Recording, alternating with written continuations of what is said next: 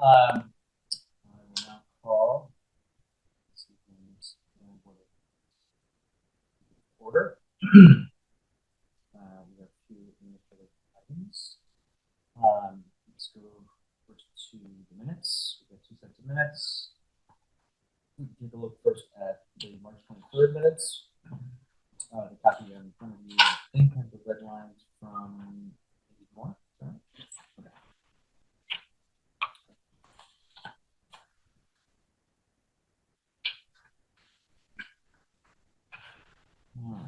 All right. Any for pages 1 and 2 minutes?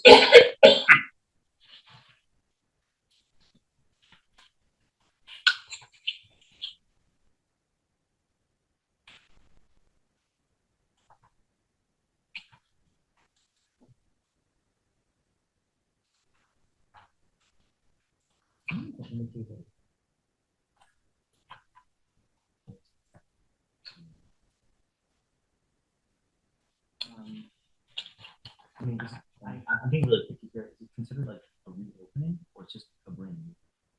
It's reopening. I can write on the first page.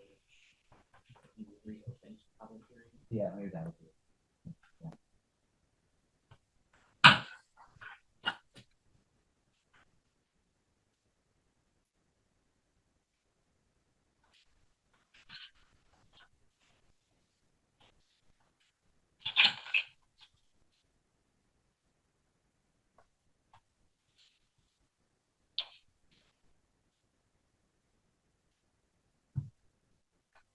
Page 2, second paragraph.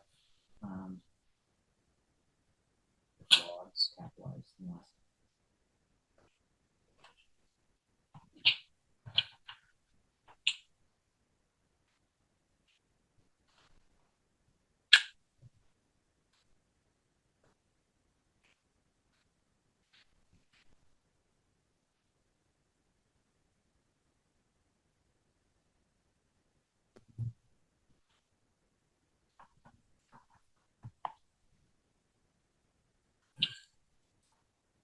Anything on page 3?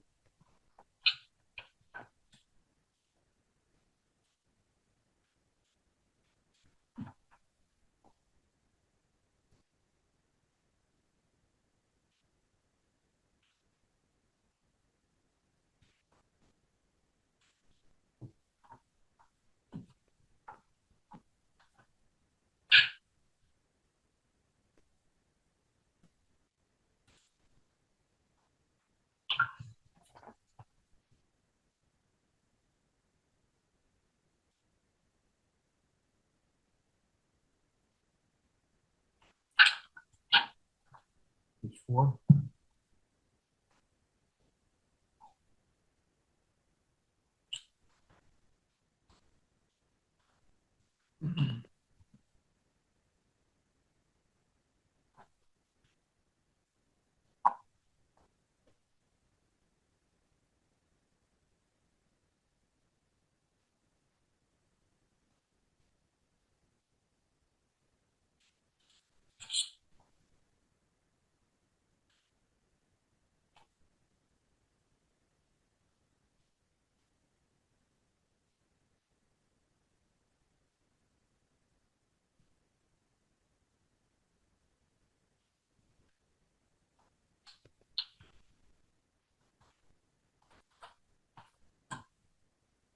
Page 5?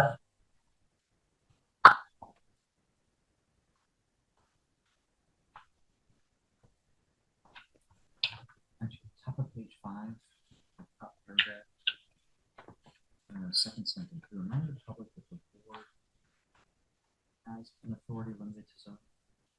Maybe remind the public that the board's authority is limited to zoning.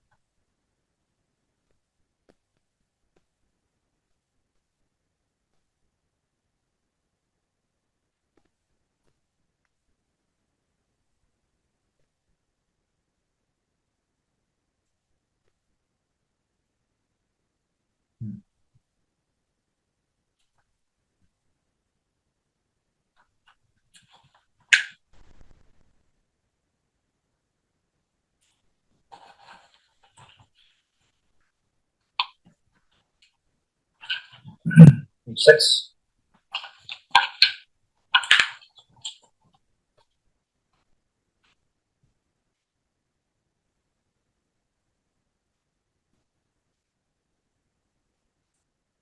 At, paragraph 6, the fourth way down the page, historically working with overlays, On which page? page 6. Page 6. Before paragraph in the bottom.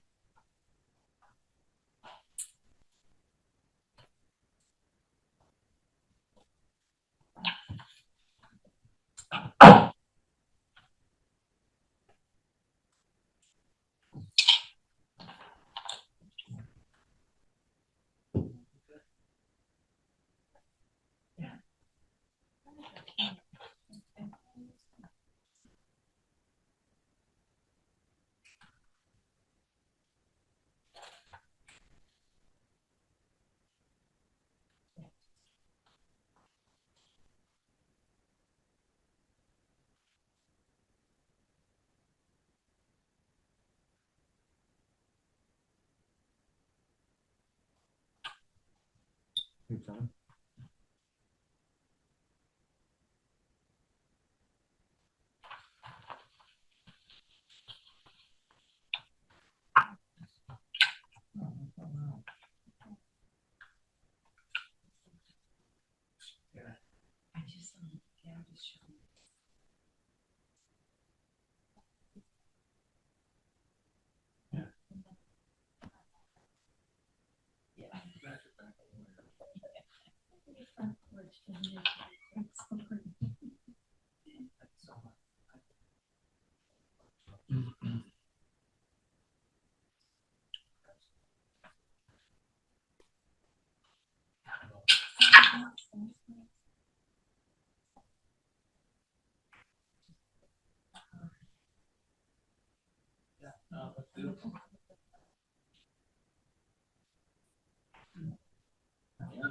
Page 8.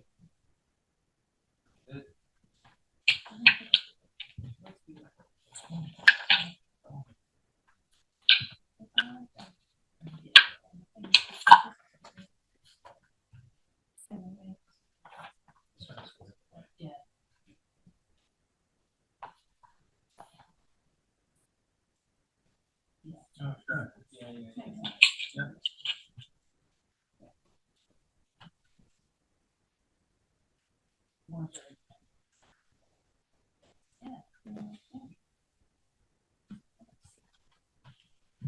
Where's he from?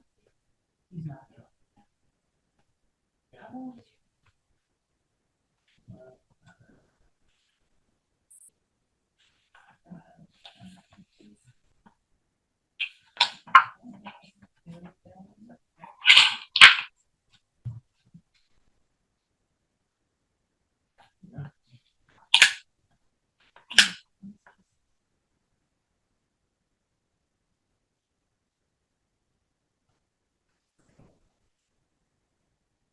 Page 9.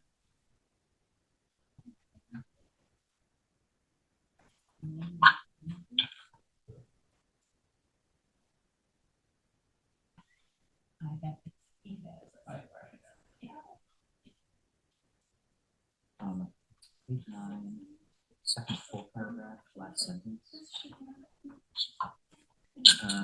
She added that key point. She added that point.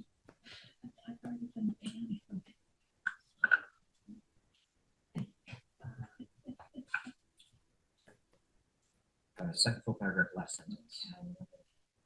Commented about the point. She added that key point was to respond to Andrew the more question. It's the point. Okay. Yeah.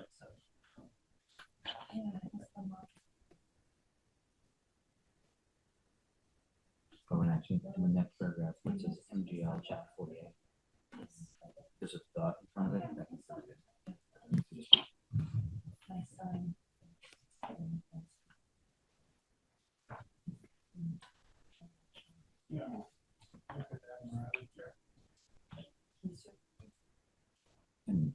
sorry, and under that last sentence, David Hartnagel agreed that the board has the authority of section 14. I think it'd be under section 14.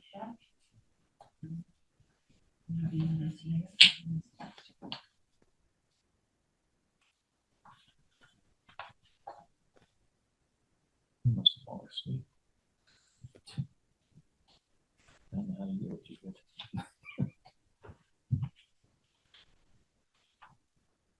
Two cents. I'm going for the nickel.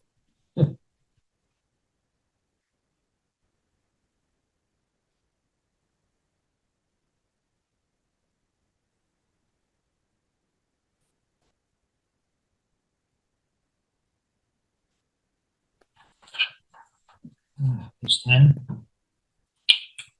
Two places my name, but they're not correct. Where is that?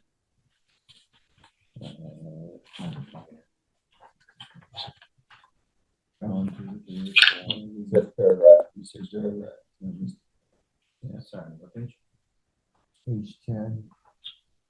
There. Oh, yeah. Minor details.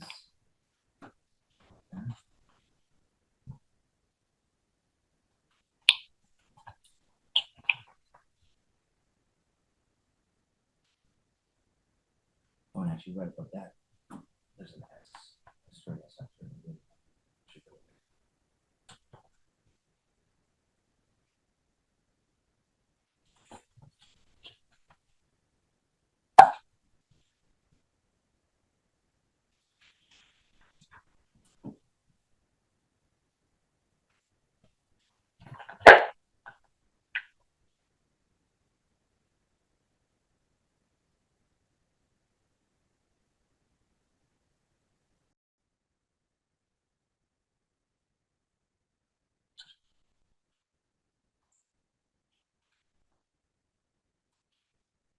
Page 11.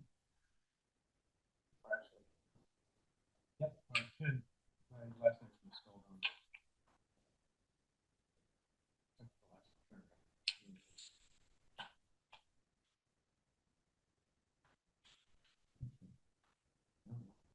Oh, I just spelled it worse. Page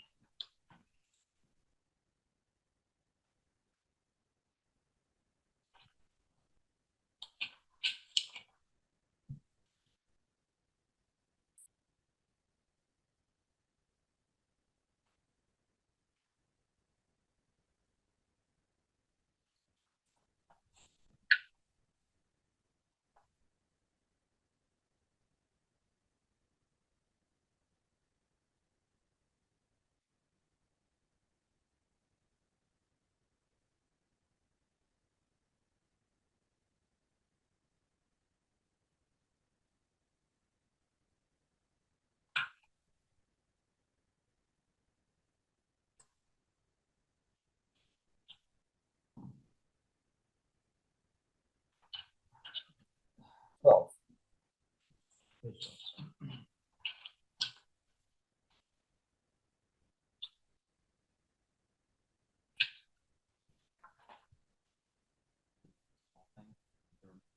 are two times where you talk about the property owner versus property owner.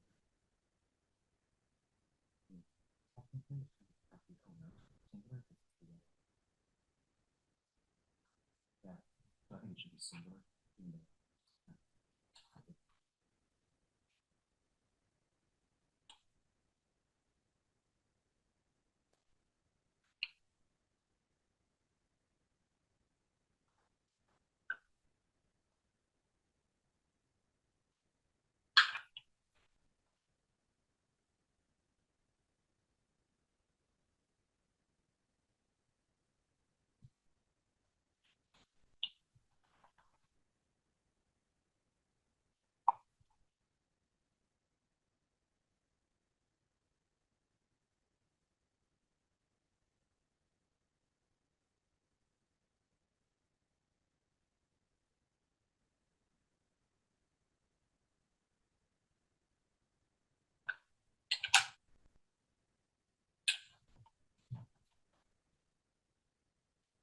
Thirteen.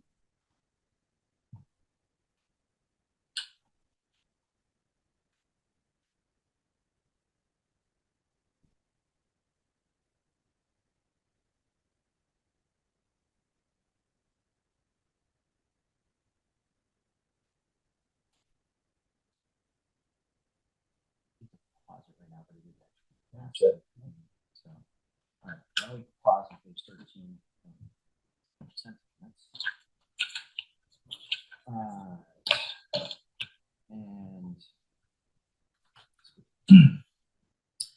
we will open the public hearing for 0 Barton Road. Entertain a motion to waive the reading of the notice. Notice of public hearing. Second. We have motion, we have second, an objection, sorry, any discussion? Hearing none, all in favor? All right, so do you have a representative from 0 Barton Road? Hello. Great, thank you, Danielle. So before we get started, just a brief reminder. So once I stop talking, I will turn the floor over either to the applicant or to the attorney, however you would like to proceed. We obviously have materials that were submitted beforehand with the application, and so, but you're welcome to make as in-depth of a presentation as you would like. Members of the board are obviously encouraged to ask questions to gather as much information as possible. At a certain point, we'll pause, open the floor up for public comments. I will first start with those who are in the audience. Say something first. Oh, I think I should excuse myself on this one because, as you know, I put in my letter of resignation as of this month. but I don't think it's effective until June. Well, just in case it's carried by or something. What's the issue? I didn't know that. Yeah, I've reached the age where I can't take care of my house anymore. Myself and everything else, and I have plans for application and just waiting for a place to be available. Move to New Horizons tomorrow. But you've been reappointed now, haven't you? I believe you have, haven't you? I have another year to go on my term, and I Oh, so you- Yeah. Yeah, oh, so that's not an issue. I would say, until such time, you should. There's two of us in the same. Well, I know. Can I just raise a question? It's very difficult to hear. This is Dan Barstow. I'm online and Zoom, and it's really difficult to understand what you're saying. Okay, we'll try to speak up then. Oh, Apologies. that's much better. Oh, okay. He makes all the noise. So, I try not to project because I feel bad for the people in the room.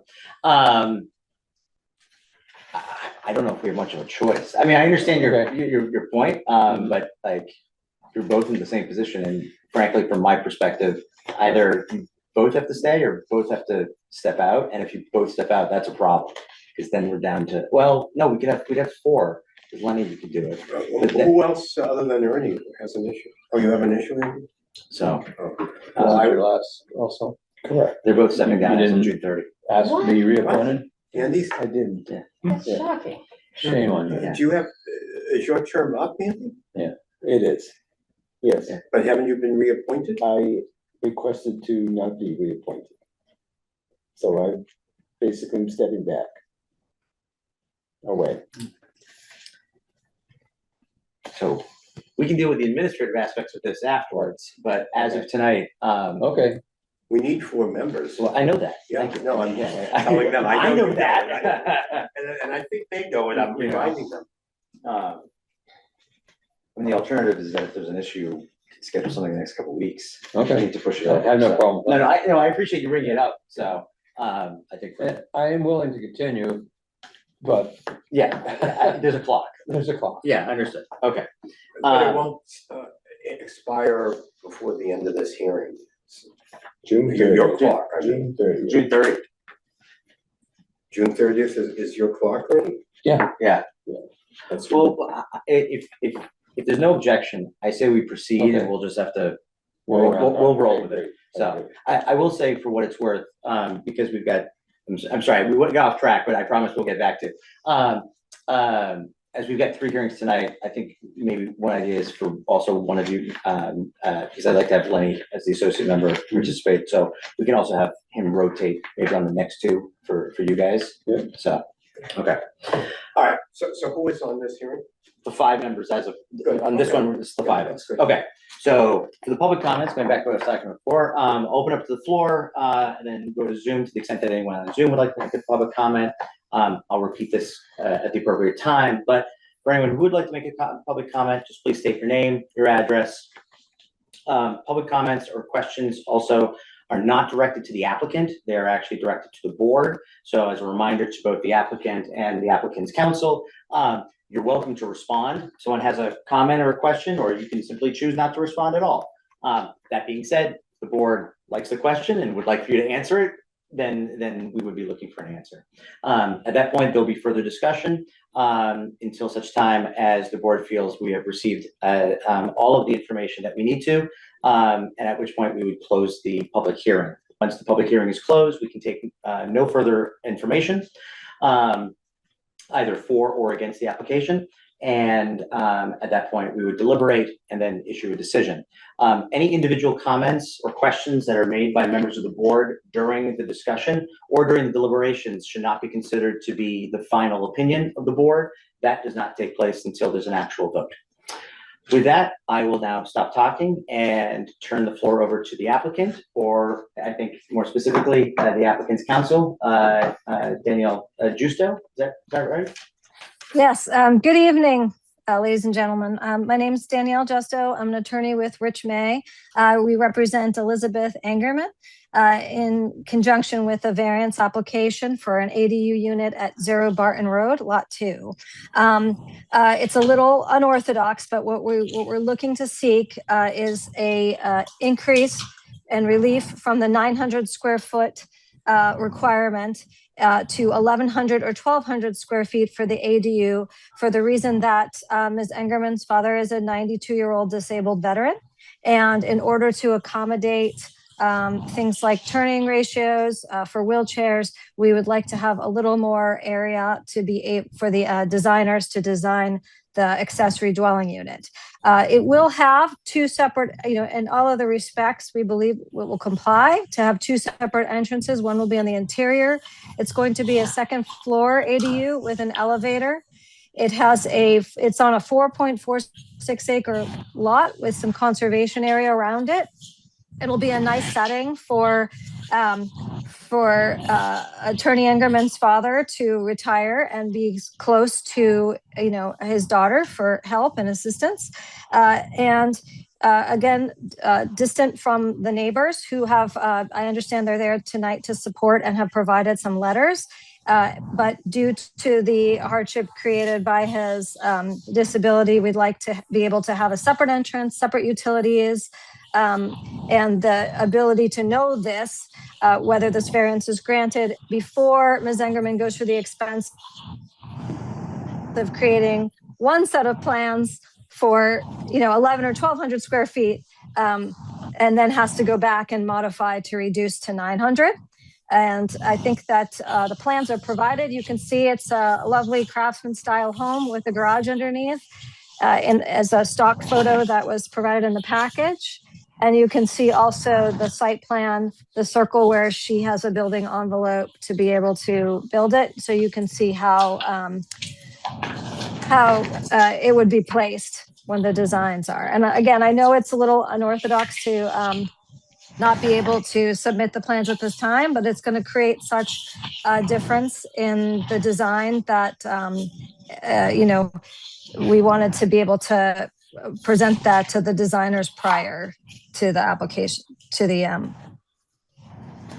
once the variance is decided.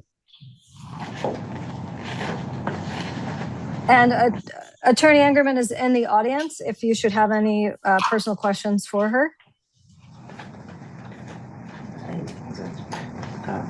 Anything to add? No, it's just my parents are at the age they need to have 2 separate bathrooms, and they need to be wide enough doorways because he's getting to the age where he's probably going to need a wheelchair very soon. He has a walker, and he's healthy. He's one of 7, and they're all still thriving and alive, and he's not the oldest. So we're looking forward to some great years here. And it'll be nice to have them upstairs, and it will be great. The garage will let them go right up through the elevator.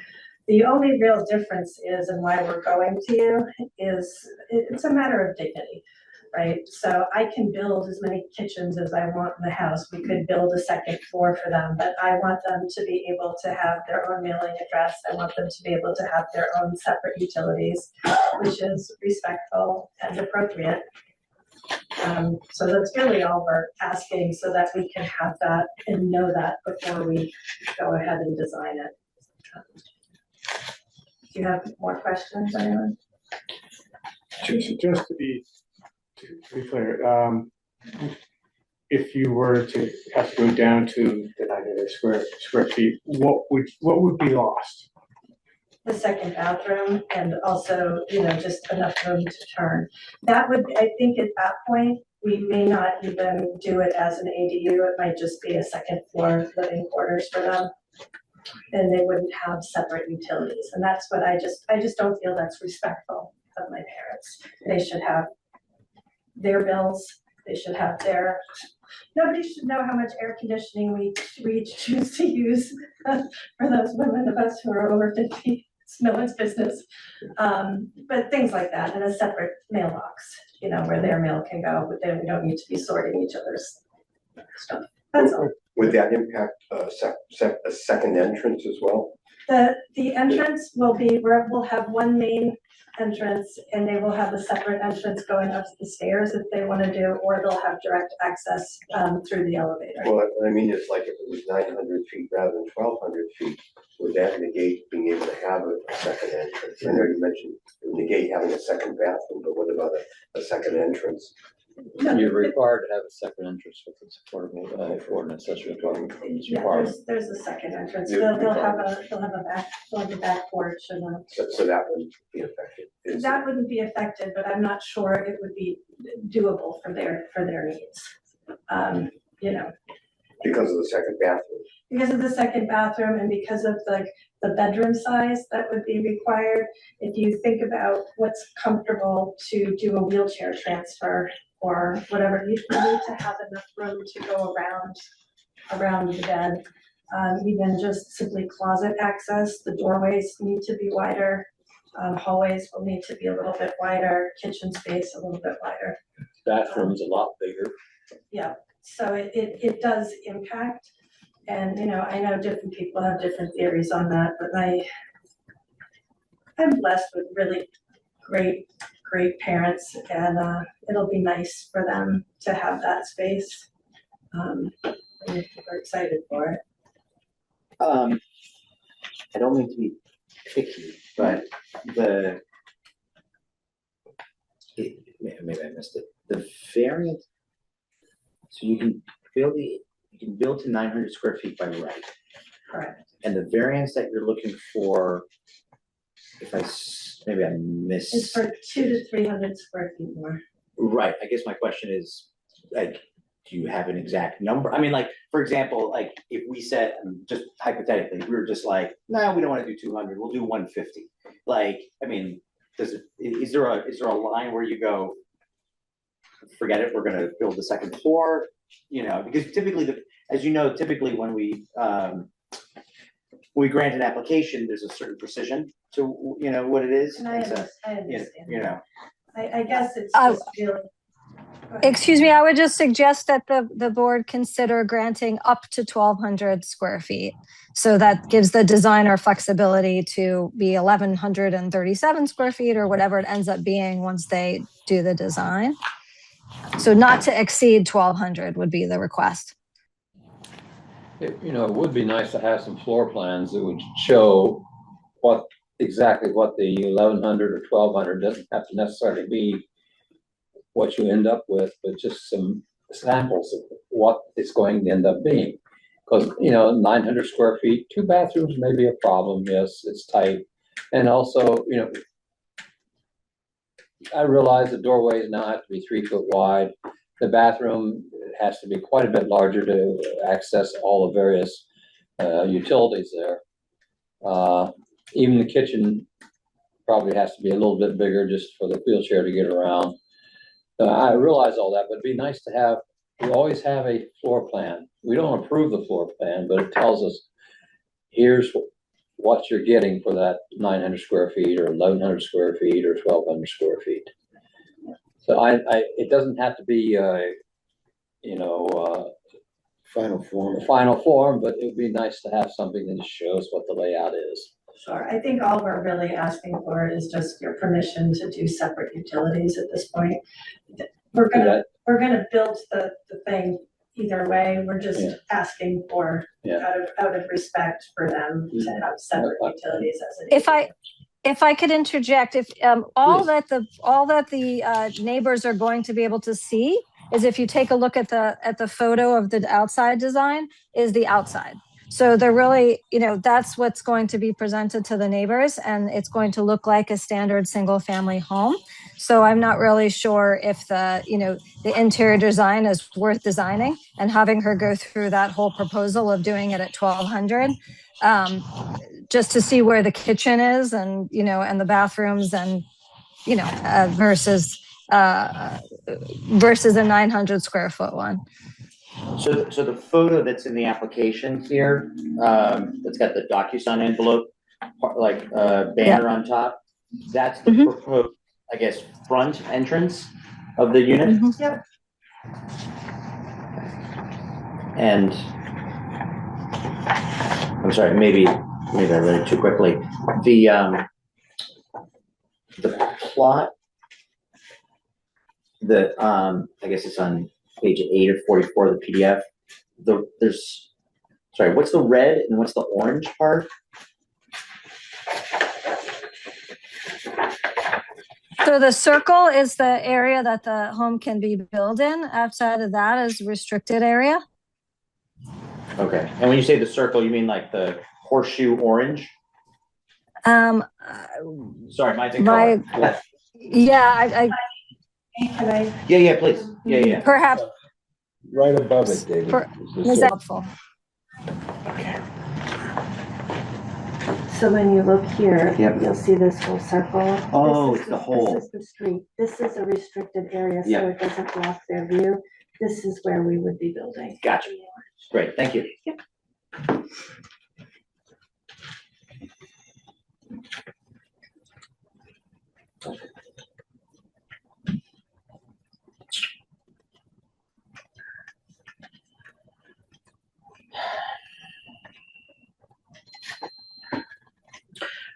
Why don't we pause there if that's okay, and we're gonna open it up for public comment. I will just note for the record that there is a letter from one of the abutters that's included in the application packet.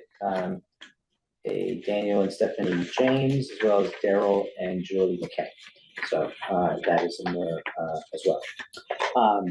Anyways, I'll open up for public comment for folks starting off in the room. Just a reminder to just state your name and address before you get started. So any public comment? Yes, sir. I'm Daniel James. This is my wife Stephanie. We're the abutters directly south. We're between the dam and the property. And the McKays also signed that letter. They're the abutters directly to the north. We're here in support of the project. We think that it's a reasonable request. The reality of it being within the footprint of the house, they could build a 6,000 square foot house and nobody would, from appearance's sake, from how it affects the neighbors, really wouldn't make a difference one way or the other. I can appreciate Elizabeth's concern for her parents, and I'm a licensed contractor, been in construction for 45 years.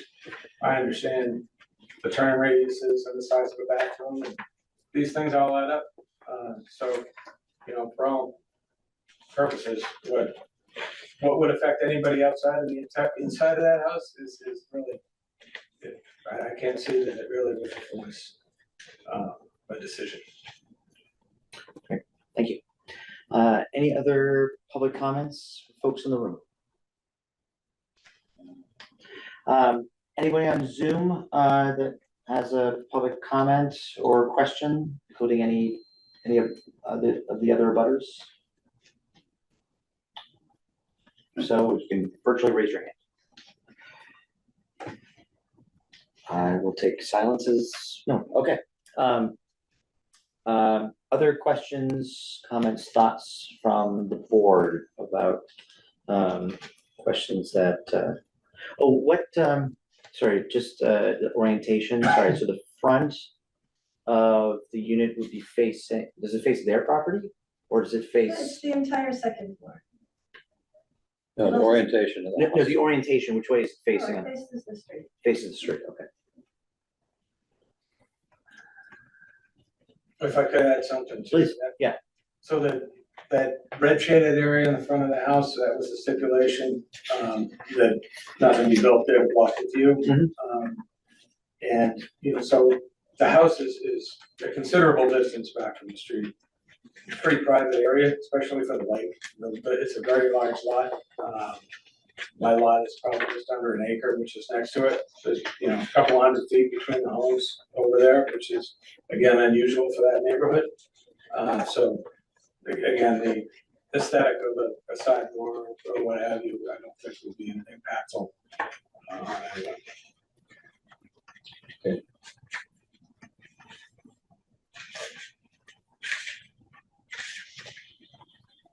And I'm sorry, I think someone said this for the McKays who also signed the letter. Where are they in relation to the property? Are they on the other Just side? north, they're on the north side of it. Just Okay. up to them. They're the ones that view would be blocked if they didn't put the house in the right place. That's correct.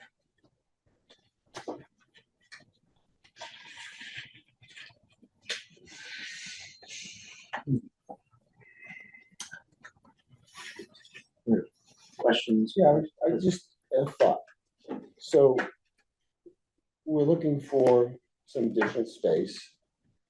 Are you asking for enough?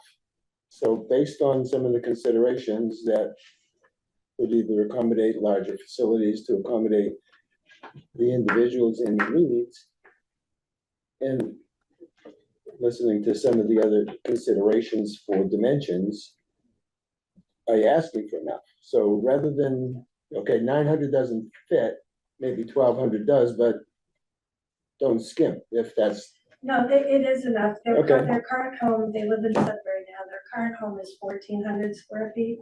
So this would be just pretty much eliminating a guest room and making Okay, it somewhat I just smaller. don't want you to go through the loop and say, Yeah, oh, yeah, geez, we no, missed it no, by it's 100 feet. a valid concern and I Yeah. appreciate it. No, we measured out things based on their current home to make sure that it would. Okay, thank you. Yep. Just, Danielle, I just want to give you an opportunity to address it. Obviously, one of the reasons why we could find the modification to be unreasonable is if it undermined the basic purpose of the zoning bylaw. And so I just wanted you to address as to why you think that this request doesn't undermine the basic purpose of this particular zoning bylaw. Certainly, I was going to actually add that earlier.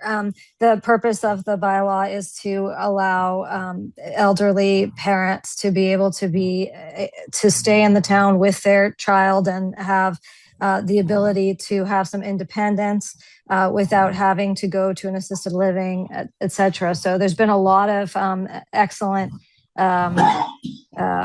projects that we've represented in Winthrop and other towns to be able to keep in the spirit of the bylaw, which is to allow parents to downsize and provide housing where we're staying in, a larger home or, having to relocate does not work for them. So this accommodation would be greatly appreciated to be able to go up to 1,200 square feet, at which time, once that's blessed, she can submit the plans. Town staff, any questions, comments? I would just like to encourage the board to consider this a reasonable accommodation under the ADA. That is something that the board is able to consider. They're asking for something that does meet an accommodation need. So that is kind of an avenue forward that the board can use when granting this. I'm just curious, does anyone know, and maybe I just don't remember the town meeting specifically, how they came up with 900? So 900 square feet was the was to align with state law. In 2024, all towns had to allow accessory apartments or accessory dwelling units by right, and 900 was the state's size that we had to meet. And why wouldn't the special permit do the same thing? Rather than a variance, the special permit For what? for this. It's a, you know, it's, no,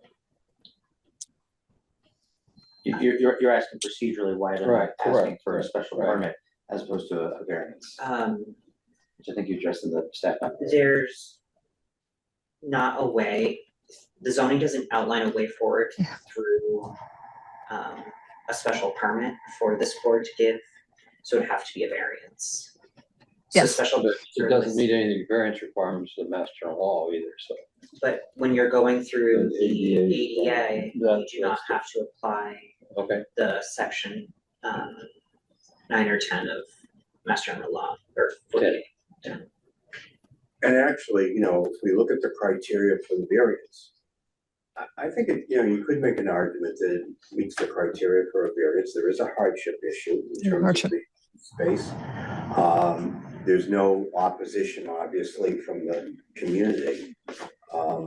So, you know, I think it could meet the criteria for the variance, but then when you add the issue about the Americans with Disability, that does take precedence over any local zoning bylaw anyway.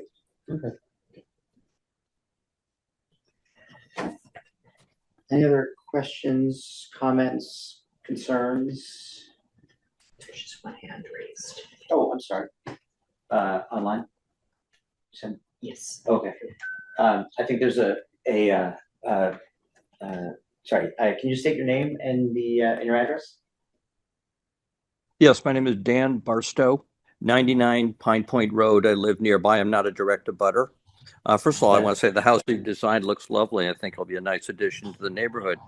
But I'm wondering, what is the intention with the ADA at some point in the future, if you were to sell the house, or, you know, in the future when the elderly people may not still need that space, does it become like a two-family home, or is still considered one home?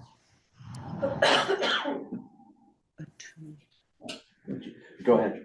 It would still remain one home with an accessory apartment or an accessory dwelling unit, from our perspective. There could be a way that you could make it into a second home, but that would be additional permit through this board. And then the basis for an accessory unit is in the fact that there's a garage at the bottom, is that correct? No, it doesn't need to be over a garage. It can be anywhere on the lot. Yeah. Yeah, it can be a freestanding. It could actually be a freestanding unit. Okay. So, yeah, it's just a small housing unit that's part of a larger house, or next to a larger house. Yes. Thank you. You're welcome. Thank you. It's not our issue, but I'm just wondering, 2 addresses and also 2 utilities. Is there some requirement by the state or the utility company that they have to have separate addresses or a separate building, or how does that work out? Sounds like just a convenience principle. Yeah. Well, I mean, I guess anybody could have 2 services come in and have different meters. The town. Okay, so that's just. you just If you have had- different meters. If you had a physical separate unit, it would have to be individual, right? And you should talk to Linda about street address too.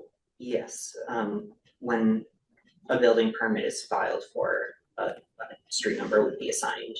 And there would also be one for the accessory apartment. Is that, do they do that? And Okay. that's required because it is a separate unit.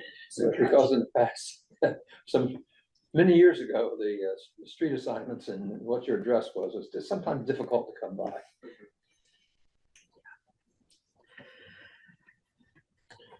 Other questions, comments, other piece of information that we need from the applicant or applicant's counsel? I'm good, thank you. I'll entertain a motion. Make a motion that we close the hearing. Second. We have a motion, we have a second. Any further discussion? No, all right. Hearing done, all in favor of closing the hearing? Aye. All right, and with that, the hearing is closed.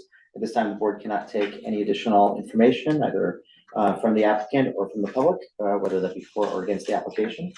Do we have a draft? Yes. There's no objection when I move forward and take a look at the draft decision. We'll do a time check here. You say? You gonna do a time check at all? Yeah, well, that's what I was saying. Like, we can either go into it now or we can open up the next one. But No, we're pretty much off schedule. yeah, well, not really, but we got the next one was supposed to be at 7:30, wasn't it? The next one's supposed to start at 7:30. Yeah. All right. Well, let's see if we can push through this. That's okay. Just make sure everyone takes copies. Oh, this one, or? Nope. I think we just have extras. So, all right.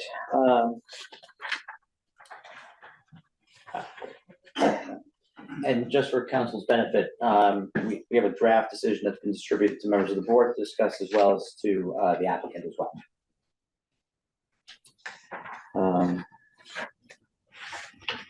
So I guess one question for the board, for the purpose of discussion, is I guess if folks are inclined to grant the variance, whether there's a feeling one way or the other in terms of how much, I guess, to be perfectly blunt.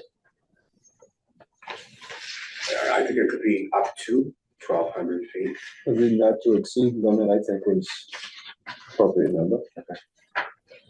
I assume we also want some sort of condition that, you know, the plans and whatnot should be provided to. Do we want? Well, we've done things like that in the past. If people want edits, so we don't make them do it right away. So you can have a plan modification? Is that what you're? Well, there is no plan, so I can Yeah. modify it. Yeah, I just know that, like, haven't there been applications in the past, maybe it's for special permits, I'm thinking of, where there's like an adjustment that needs to be made, and we say, like, we can vote on it right now, but we've got to send us the final ones? Or do we usually bounce that back to the building commissioner unless he's got an So issue? what I would recommend is bouncing it to the building commissioner, because he serves as the ADA coordinator for the Right. town, so Okay. he can review, just to make sure. And without it, they can't get the plans. They can't get a approved permit anyway, anyways, right? Yeah, okay.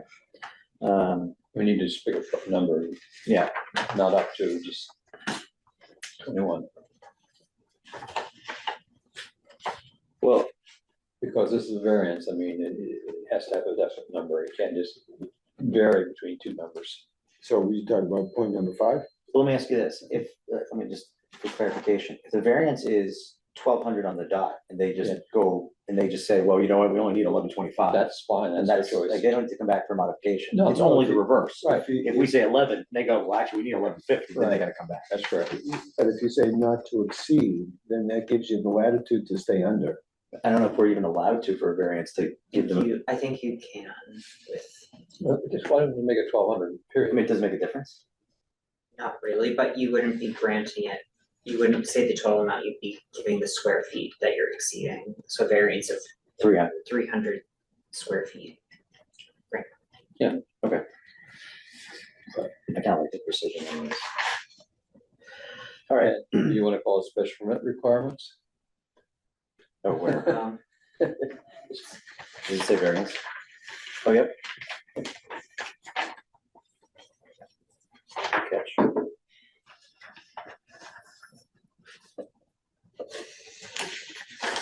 Variance requested. Yeah, that also shows up on page 3, special permit. Yeah.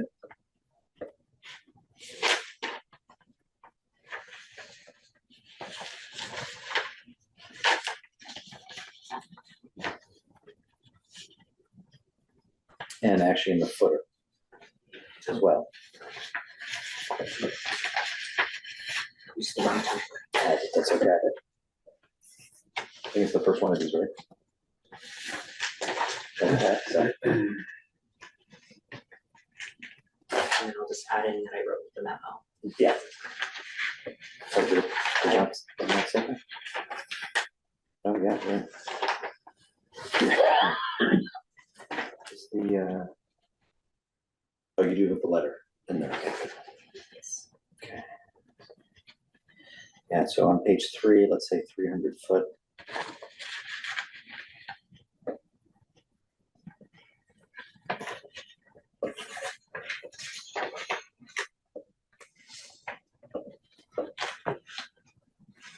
Do we need to make a cross-reference that's kind of within that spot on the plan or not? I mean, as a board, do we care where it's actually located? As long as it's. That's the building inspector's problem, where it's actually located. I mean, they indicated on the plot, that's part of the application anyways, which is, Yeah. you know, Yeah. part of the decision. They still have to meet all the bylaw requirements, Right. setbacks and Yeah, everything. And that's up to the exactly. building That's it. inspector. Yeah, to so if it's enforce. within, yeah, okay. Approve and enforce, and then he has a variance, so now they can have a accessory apartment of 11 or 1200 square feet. Yeah, that's a good point. So it's his choice. Okay. Are we on a particular page or? Oh, no, sorry, it was so short, I just figured. Okay. So, but if you have edits, please, shut them out. Yeah, I have one. Please. On page 2, item 6, it says the board finds that the variance request shall be reviewed pursuant to the disabilities and fair housing. I would say shall be reviewed to be in compliance. Can we just combine the two, actually? Shall be reviewed pursuant to and in compliance with? Do that one? Yeah, in compliance with. Okay.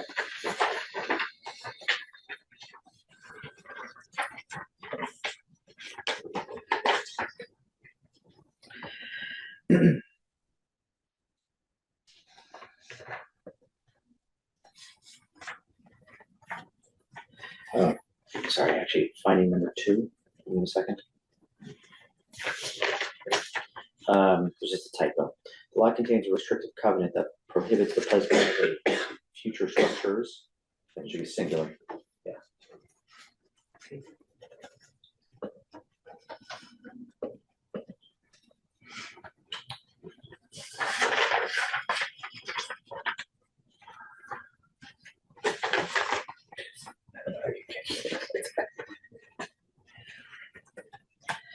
Helps me out my job. It makes me very boring at parties. So just tell you that.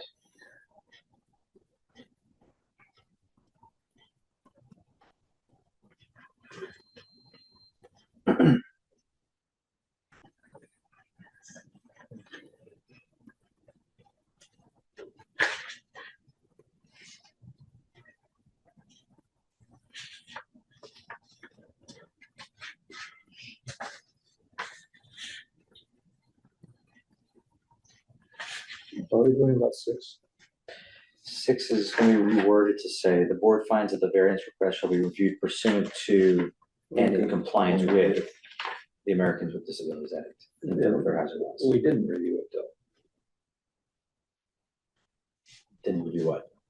The ADA. No, but the review is where the variance request shall be reviewed, meaning the request is reviewed. Instead of MGL 40A. Okay.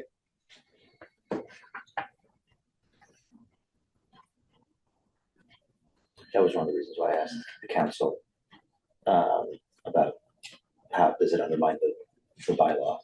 That's sort of part of the ADA review.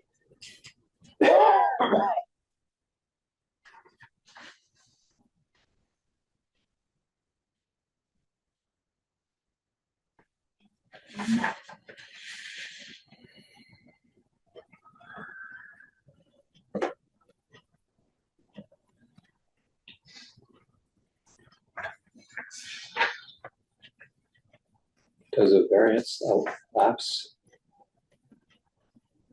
It does in 1 year. It does. Yeah, I forgot. If it's Actually, on that paragraph, I think it should be the variance shall lapse within 1 year, not years. So I missed that.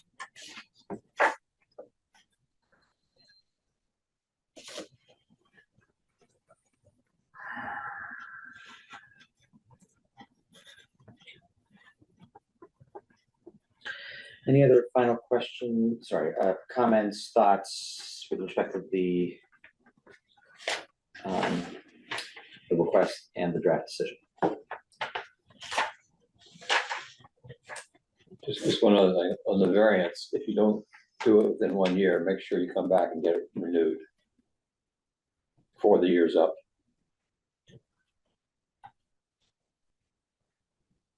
All right. If there's nothing else, I will just entertain an initial motion. So you need to, Andy? I move to grant a 300 square Hold foot. on. You do the first one first. We need to have the vote in here, don't we? It's in the back. Oh, it's not. So Go on. we're doing this backwards again? Here. Oh, I missed that. I didn't read it. I saw the 300. Okay. One suggestion, just Please. for the record, before voting on granting or not granting a variance, I would recommend voting if it's a reasonable accommodation or not. So just moving, it is a reasonable accommodation, that's where we're going, or if you're, or vice versa. That's what I was first. Okay. I move to grant. No. You have the one above it? It says either or. Okay, fine, I'll read that one. I move to determine that the variance requested for 0 Barton Road, Assessors Map U4, Parcel 53-2A, is a reasonable accommodation pursuant to the Americans with Disabilities Act and Federal Fair Housing Act. All right, there's a motion, and a second. So we have a second. Any discussion? Hearing none. All in favor? Aye. Oh, sorry. Thank you. Thank you. Okay. And with that, I'll entertain a second motion. I move to grant a 300 square foot variance to section 8.1 of the Stow zoning bylaw to allow for a reasonable accommodation. Second. We have a motion, we have a second. Any discussion? Hearing none. All in favor? Aye. Any further edits to the draft decision? And you want to finish this off? All right. I make a motion that the board grant the variance for 0 Barton Road as edited. Any decision. Any decision to approve the decision. Sorry. As amended. Want to take a second crack at that? I'll take another crack. All right, let's Need do that. another 5 years. Yeah, I know. All Run out of gas here. I move that the board approve the decision as written for 0 Barton Road That is amended. as amended. Second. Maria will take the second on this one. We have a motion, we have a second. Any discussion for the session? Hearing none, all in favor? All right, with that, the decision is granted. Gotta wait 20 days. Go ahead. So I'll be in touch, just need to get a signature on the decision. I'll follow up with an email tomorrow, a 20-day appeal period begins. If you don't like the decision, you can appeal it, if no matter if you like the decision, you can also appeal it. Thank you, appreciate it. Thank you, council. So we'll be in touch. Thank you very much. Thank you. We appreciate it. Okay, thank you. All right, moving on to our next agenda item. Excuse me. Is the public hearing for 4 Pine Ridge Road and the application for a special permit. I'll entertain a motion to waive reading the notes. Move that we waive the readings of the public announcement. Notice of public hearing. Second. We have a motion, we have a second. Any discussion? Hearing none. All in favor? Aye. And actually, if I can request for one of you to step back and. Because this is my neighborhood. Oh, in that case, even better. All right, so Andy Demore will not be participating in this decision, and Lenny Golder will be a voting member for this application for special permit. Who seconded that?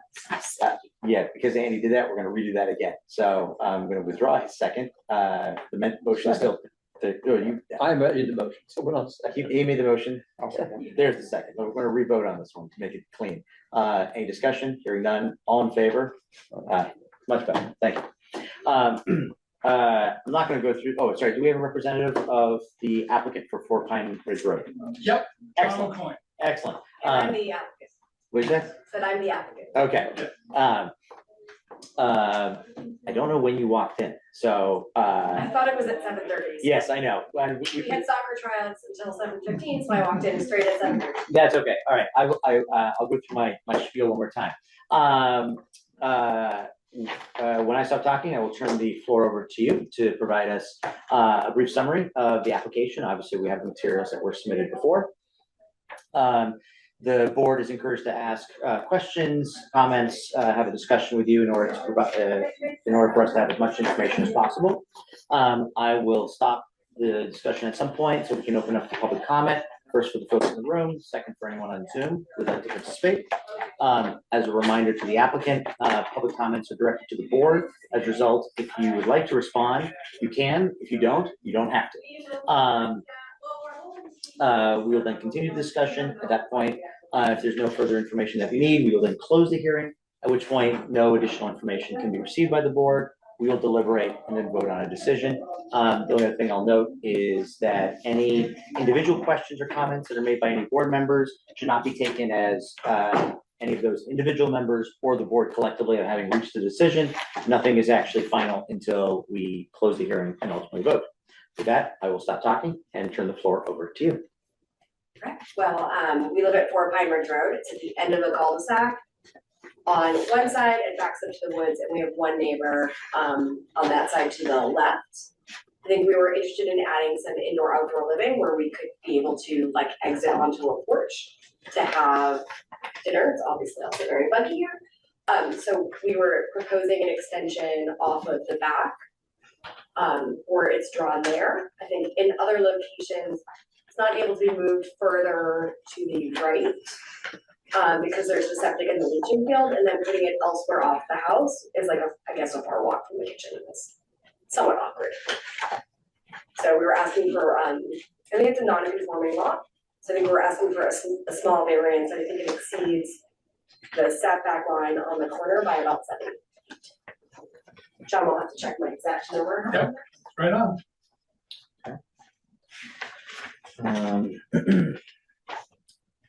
I wish I had thought you'd ask neighbors for a letter. We did walk with our neighbors on Sunday.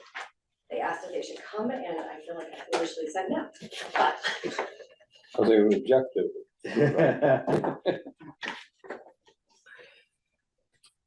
Which I'm not sure if I'm on, but, Questions that folks have about the projects? Just to make sure I understand, looking at the drawing, I see where the new screen porch is in the patio. So I thought I'd read that the house was in the 25-foot range, but there's a staircase going up to the second floor. That's new as well? there is currently a staircase there and a deck. I mean, it's like a step up. Okay, so It's that, outside the 25-foot though. yeah, exactly. It's actually, yeah, it already exceeds it slightly. Right, and that's what I wanted to know, because I had understood everything was beyond the 25-foot, but it's already beyond the law. Okay, that's fine. I just, yeah. Their new porch is gonna provide a 7-foot incursion into the 25-foot setback. Yeah. As far as, if you look at the layout of the house next to it, it's kind of, it has a swimming pool on one side, and there's trees, I believe, between the two houses, and you really can't see what's going on. It's pretty private. The two houses are separated far enough that you don't see one house from the other house, so really. Yeah. That's just from Google Maps looking at it. Yeah, they had planted a row of arborvitaes that goes the line from the street to the town forest. I printed it out, forgot to pick it up. We've all done that. Let me just pause for a second. Any public comments from folks in the room? Any public comments from folks that might be online? If you do, you can virtually raise your hand and Michael will call on you.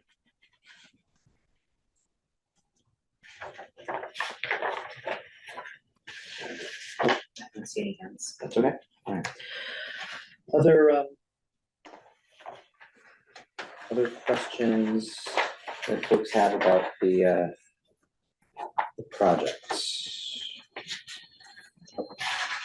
These additions, they won't impact septic or well in terms of any No, proximity to that's another reason why we put it where it is because to the left is the septic system, so we're aside from that. To the left. Facing the back of the house, the porch is to the left. It's And the closest proximity to the next abutting property in terms of setback?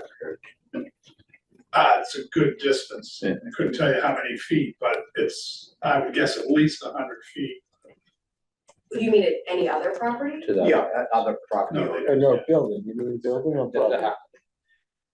Well, there's a cul-de-sac and our other neighbors are across the cul-de-sac Okay. and the others are across the street the other direction.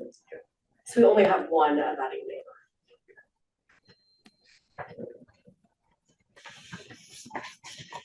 So right now you guys are in about what, 3.5 feet? Sorry? Yeah. The current incursion is about Currently 3. is inside. About 3.5. About 3.5. Yep.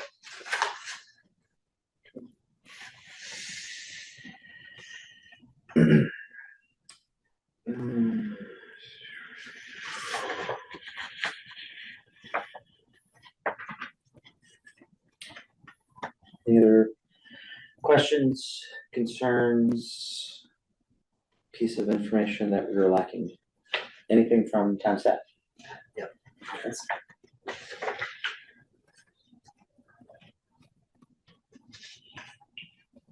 Porch is anything that's large and it's covered. It means they know the setback, so. It's budget.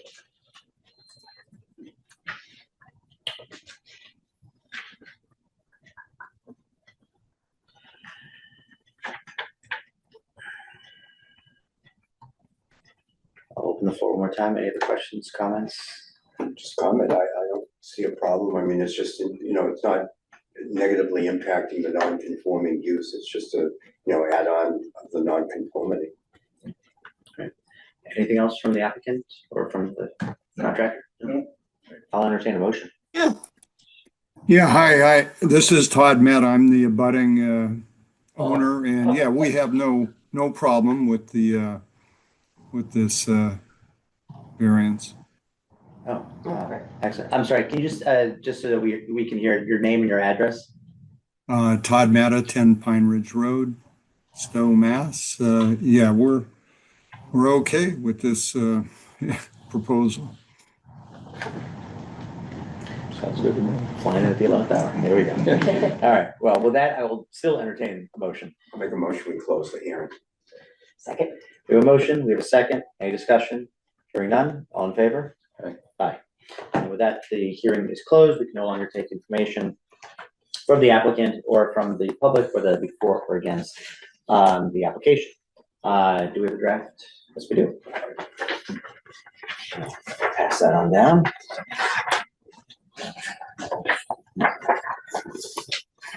We are passing out a draft decision with respect to the application for 4 Pine Ridge Road.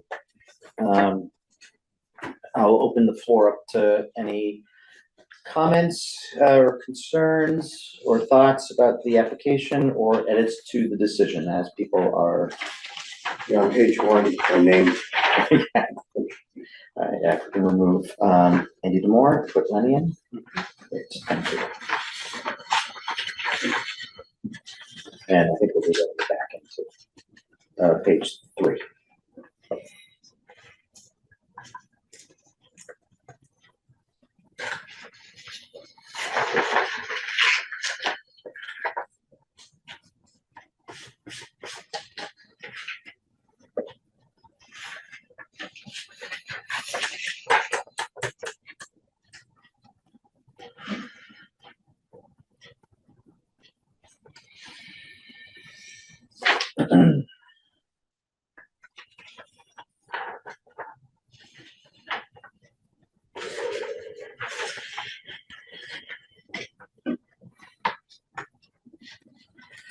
On page 4, it's going to be a typo on the template, isn't it? Switch current shall have, I think it's within, right? Yeah.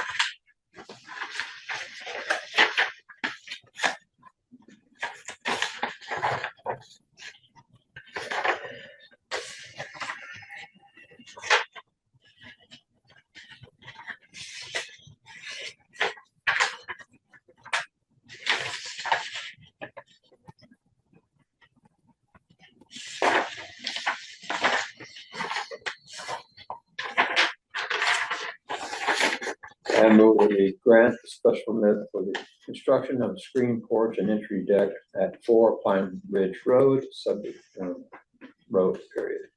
Second. We have a motion, we have a second, sorry to interrupt you. Any discussion? Hearing none, all in favor? Aye. Aye. Entertain a second motion.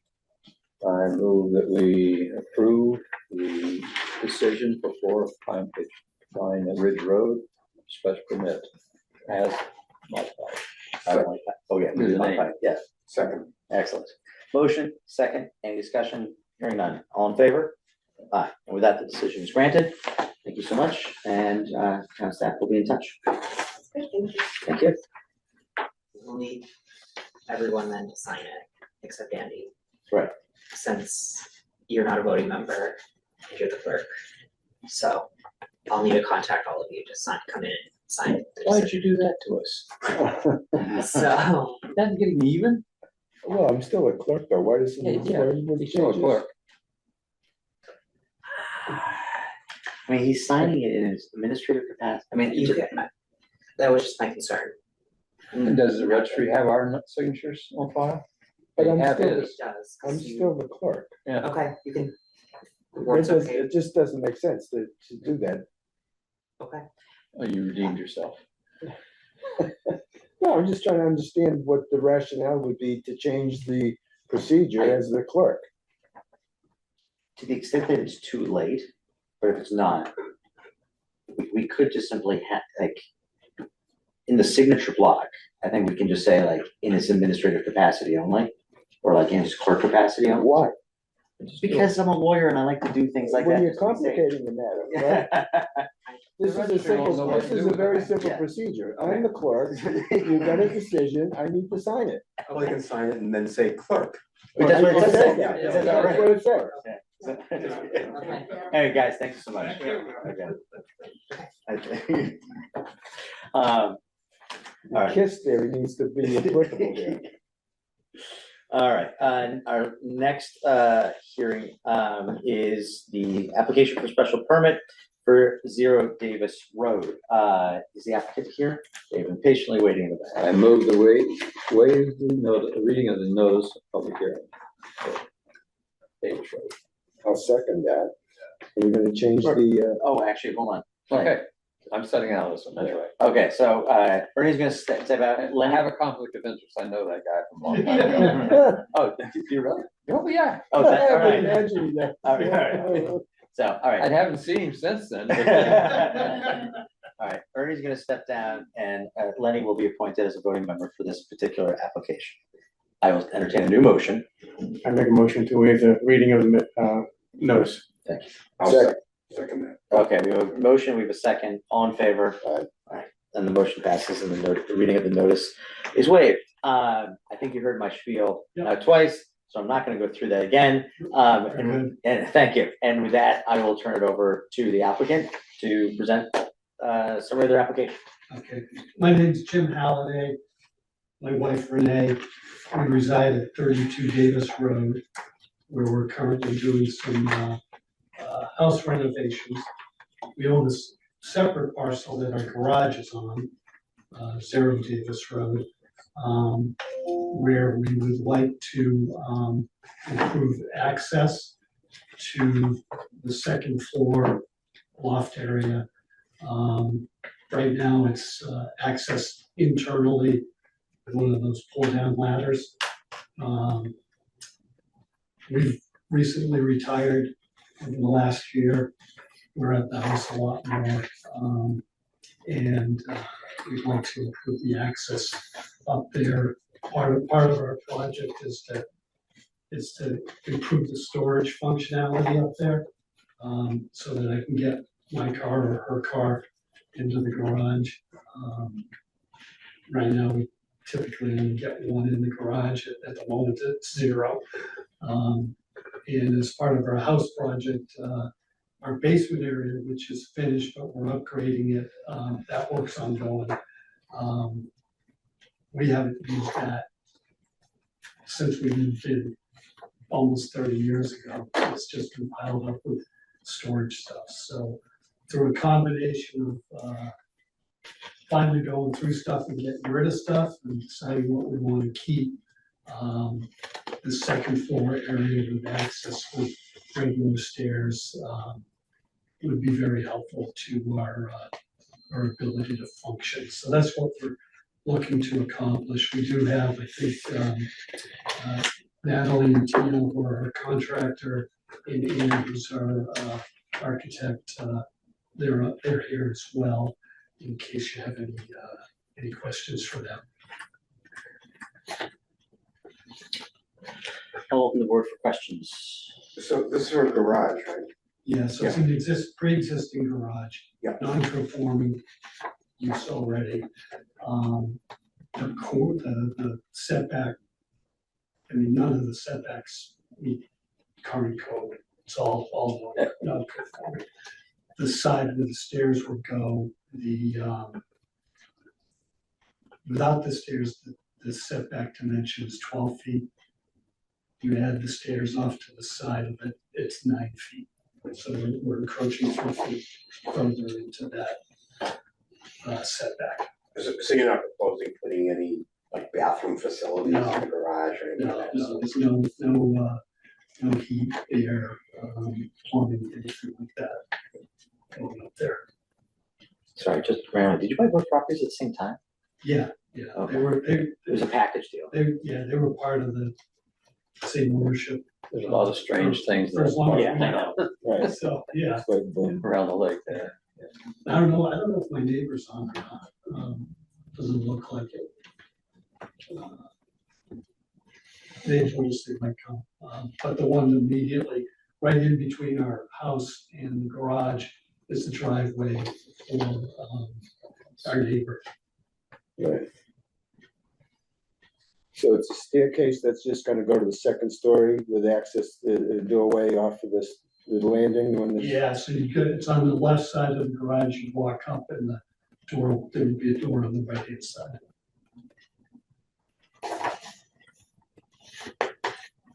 There are no butters here? Well, open it up for public comment. There's nobody else in the room, so I'll pass that.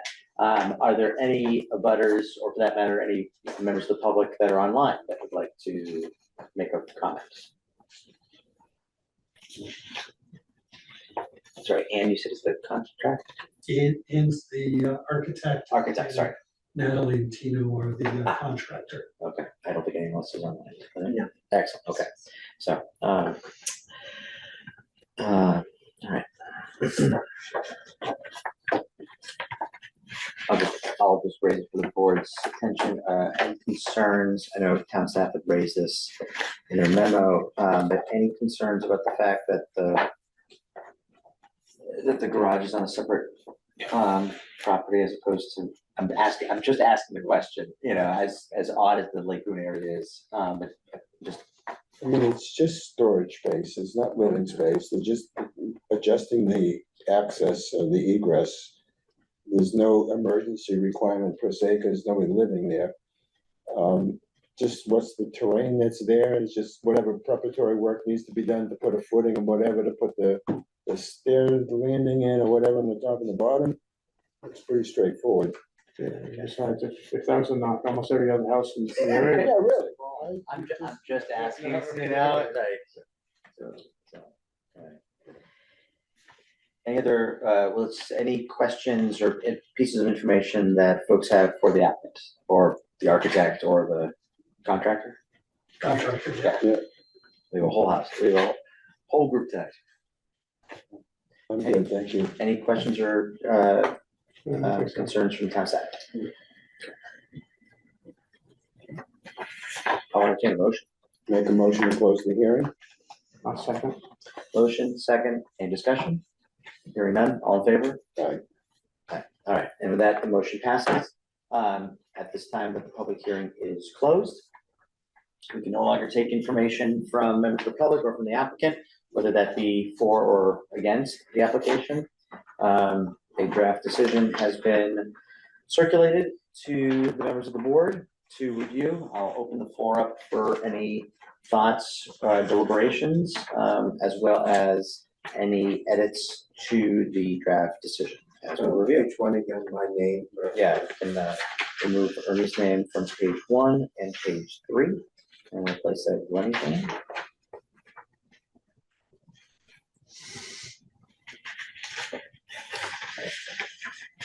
And then I think my within on page 4. Great, thank you. And correspondence. No, Oh, is that not on here? no. No, okay. Let's say it again. What's your note on page 4? Oh, it's just a typo. I think it says the special permit shall lapse with 2 years. I think it's within 2 years. I think it's just a typo of the template, which I probably never caught prior. Probably on all of them, Yeah, so it'll be there from now on.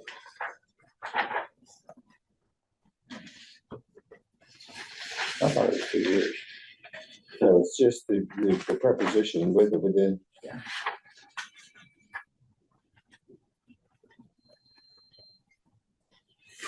Oh.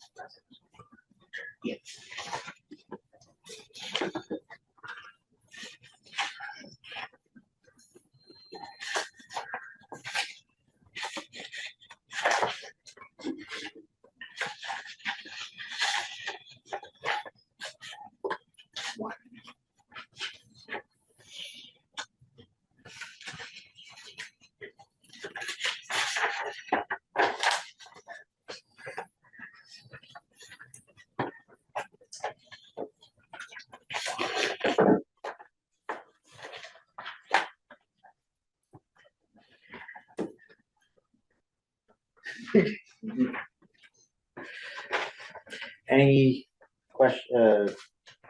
issues to discuss, comments, concerns, or edits to the decision?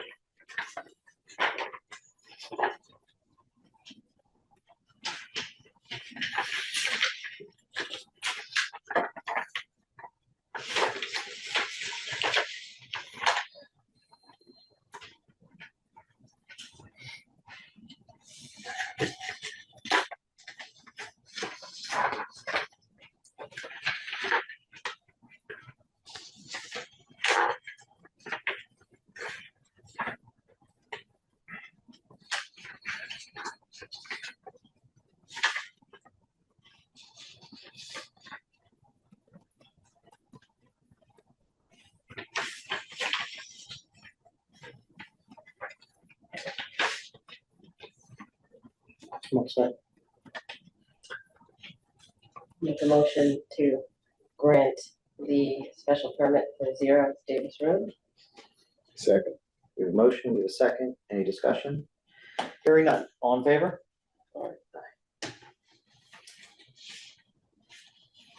I'll entertain the next one. Make a motion to accept the decision on 0 Davis Road as written, As amended. as amended. Second. We have a motion, we have a second, any discussion? Hearing none, all in favor? Aye. And with that, the decision is granted. Thank you for your patience. As we were running a little long tonight, it'll be filed, there'll be an appeal period, and otherwise, town staff will be in touch. All right, very good. Thank you. Excellent, thank you. Nice to see you. Nice to see you again. We worked very hard, Wildlife Woods, on Sudbury Road. Oh, yeah. It's a development of 65 homes. We tried very, very hard to get the town to buy the land for recreational use. But the town turned it down. Yeah. But that got me started with the town planning board. I got very annoyed with them. The town also had the opportunity to buy all that property I know. on Hudson Road, where we now have that whole complex in there. I know. That was all. Well, we did. It's been a beautiful school. Yeah. Let's discuss that. right. We can discuss that offline and away from the This board. is the last opportunity we're gonna have this I conversation. know. We gotta go through these first, all right? Some of us want to be home for dinner. Anyway, thank you very much. Good night. Okay, returning to our administrative Oh, items. I'm sorry. Page I believe we were on page 13 of the About the minutes anymore. draft minutes. You better care about these. Yeah. Page 13 of the draft minutes of March 23rd. Any edits, proposed edits?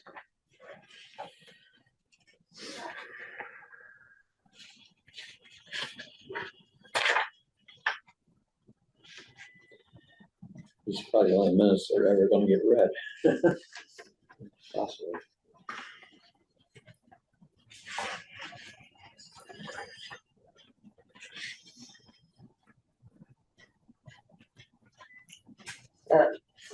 Three paragraphs up there, it's saying Maria McCron noted Airbnb rentals are allowed in Stow. Just says noted, or the presence of. Where is it? Third paragraph from the bottom, first sentence. On page 13. No, it was your statement, so. Yeah, I said are allowed. Okay.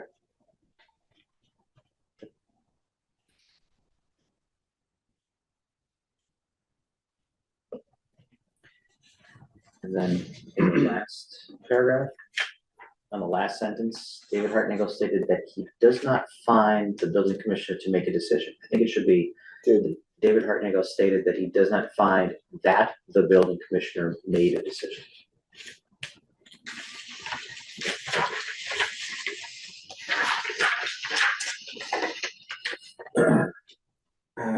Page 14, any proposed edits? Yes, a couple edits. 1, 2, 3, 4, 5, 6 paragraphs down. Where it says, they stated that discrimination comes into effect if the board finds, it should be if the board finds that the sober home cannot operate in a residential district, I think would be clearer.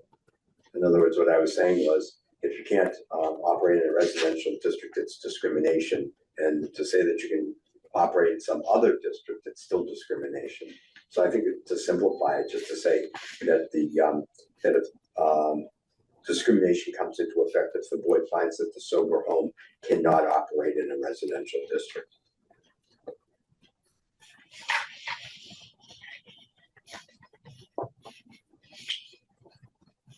And so, Michael, on the next to the last paragraph, we use the acronym MASH. Do we need to spell that out anywhere else in the document? I think it actually already was. Was it? Yeah. Missed it. Page. Something at the beginning. I remember seeing it.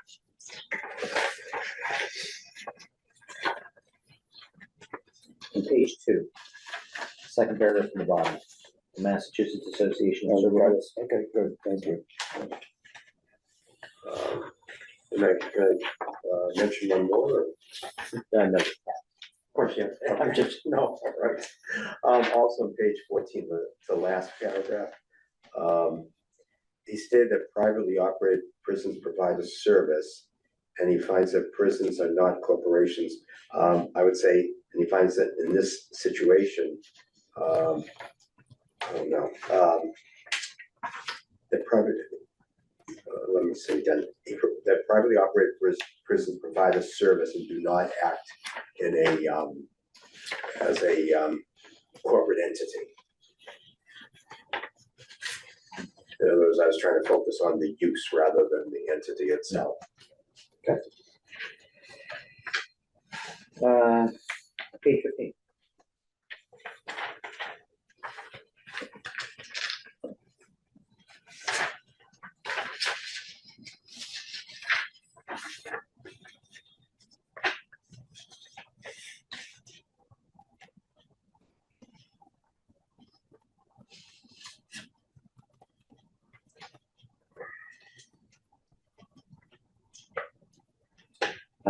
Third full paragraph from the top. Michael Slagle suggested the board should focus on what it would like decision, probably on what it would like the decision to be.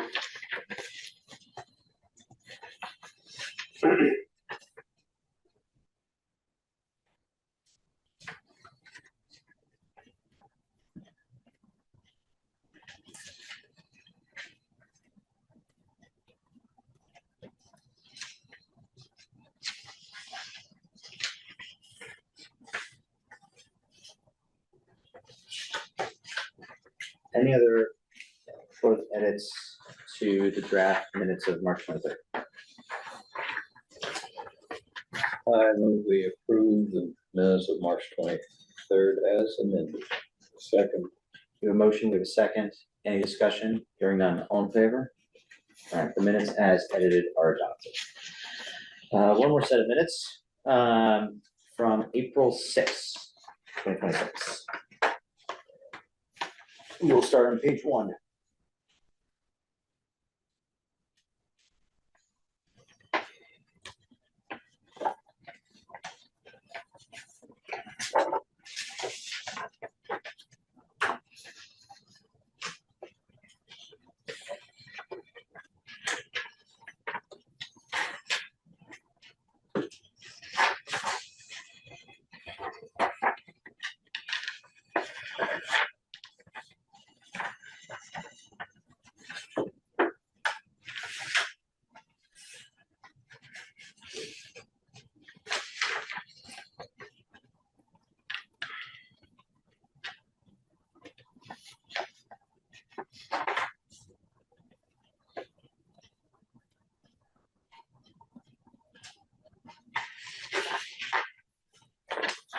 So on this, the second paragraph of David Hartnagel says blah, blah, blah.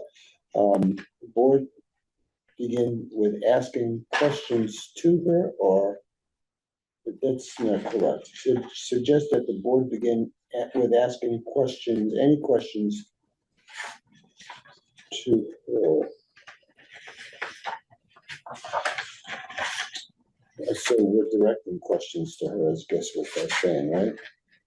Maybe we should say, suggest that the board ask any questions of her, yeah. Okay. Before. Right. Yeah.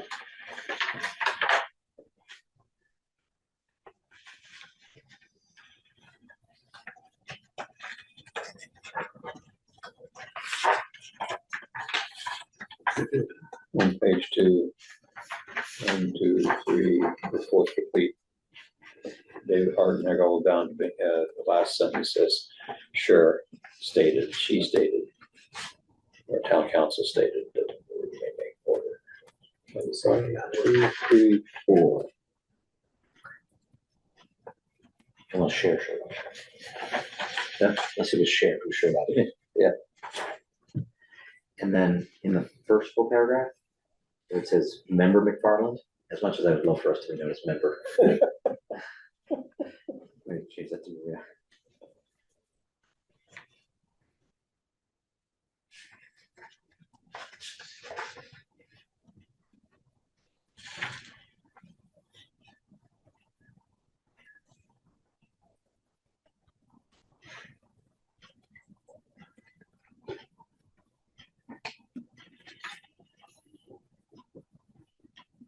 Very funny that I didn't catch that. Did you always focus on your name first? Well, it's interesting, I can.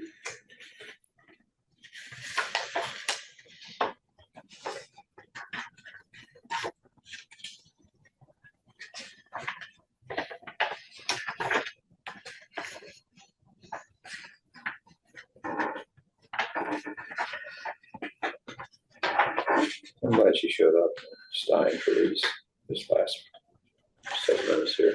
Yep.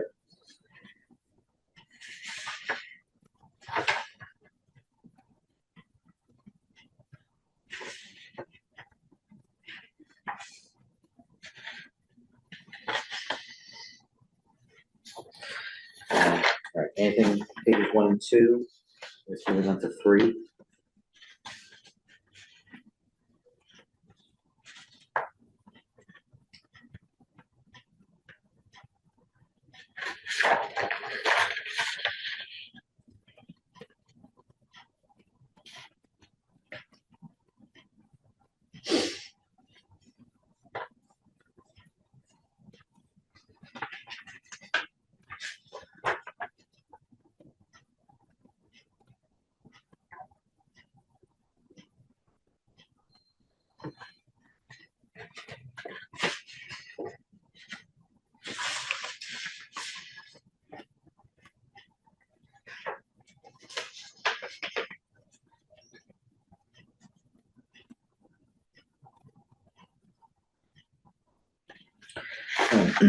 Finding 10, the second sentence, other board members agreed that the reference to the HADA and state laws, I think it's that the references.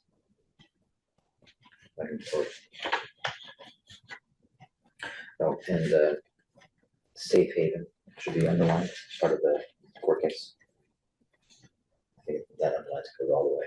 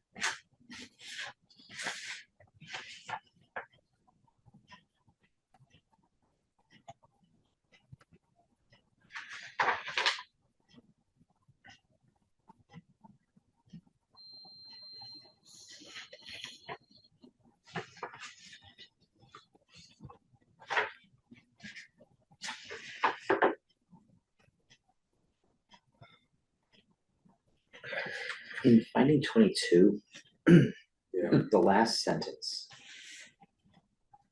Yeah, I noticed that it's not clear. The board, I think the board, okay, it reads, the board agreed that referencing corporate ownership was not necessary, but noting that the property was not owner occupied, which is, I think you're missing a which is needed to prove, no. Which is needed to prove. Yeah, I'm confused by that. Hold on. So maybe we should just leave out that last phrase? Well, perhaps what it says, noting that the property was not referenced, was not necessary, but noting that the property was not owner occupied, therefore it does not meet the definition of boarding house. Yeah, Do you want me to do referencing corporate or ownership is not necessary, period. The board noted that the property was not was not owner occupied. and therefore Therefore does not meet the definition of boarding house. Yeah, that's better. Yeah, that's fine. And then, on finding 24, the second sentence, Leonard Golder opposed, characterizing the evidence provided as reasonable. Okay, instead of saying and not declaring, I would say unless proving that there are more than 5 unrelated people living at the property. Unless it can be proved, I should say, that there are more than 5 unrelated people.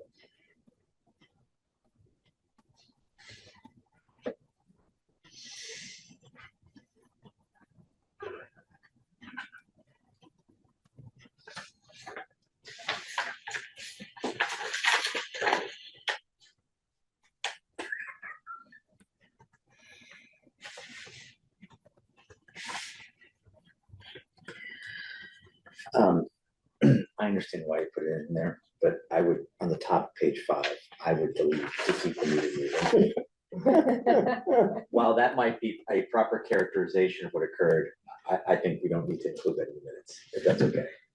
Okay. Unless someone feels strongly otherwise.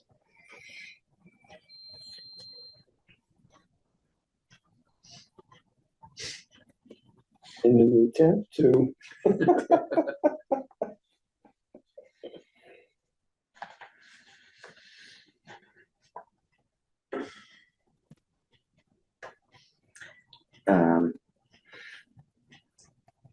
Right under that says the board agreed to remove. You see that? I think there's a repetitive aspect to it. The board agreed to remove the 4th sentence related to the length of stay should be removed from the section. I think the phrase should be removed from the section can itself be removed. Right. So it would just read, the board agreed to remove the 4th sentence related to the length of stay and added what? And added it between findings 21 and 22? Yes. Okay.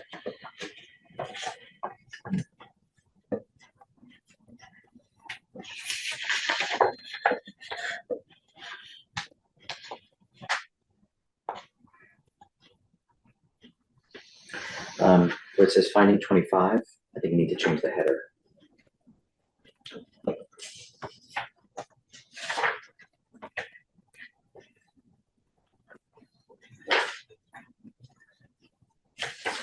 So it was what, finding 25 to 27. Okay.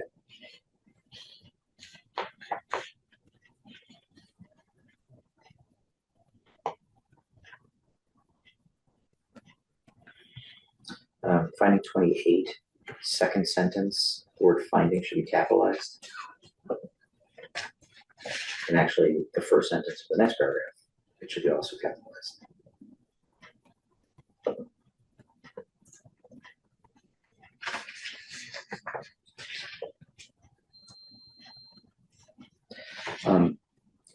In finding 28, the second paragraph, the part after the colon, which is the proposed language, if you look at the top of the page, when we did it before, it was in quotes. Do we need to do that again here?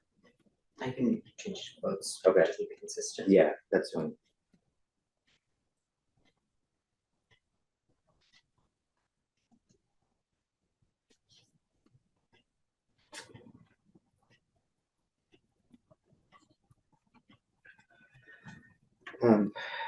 Finding 29, second line, the word finding should be capitalized.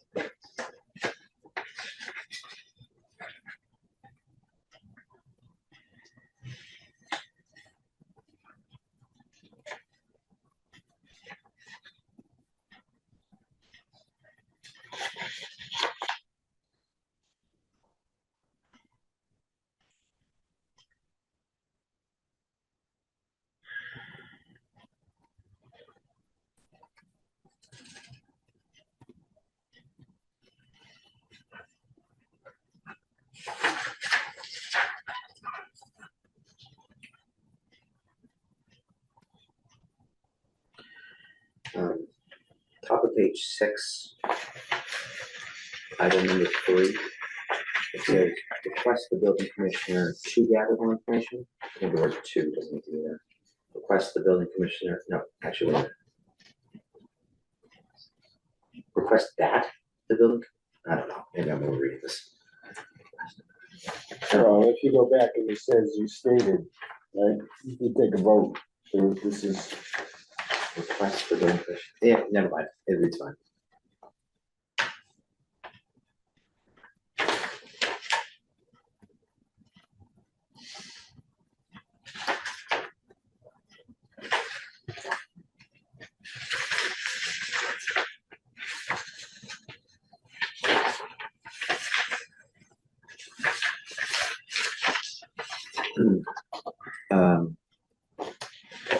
First, the third full paragraph on page 6, Ernest Dodd supported option 3, that one.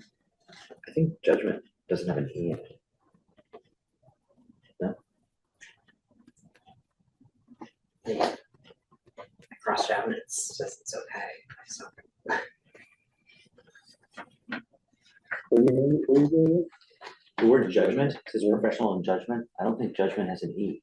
I think it's JUDGMENT. Oh, right? What's computer say? It says they're both. I think it's, Oh, really? Is it one of those I words? think it's one of those, yeah, that's right. It's New English. Without the E is the American way, with the E is the British way. Well, clearly we know which way we need to pick.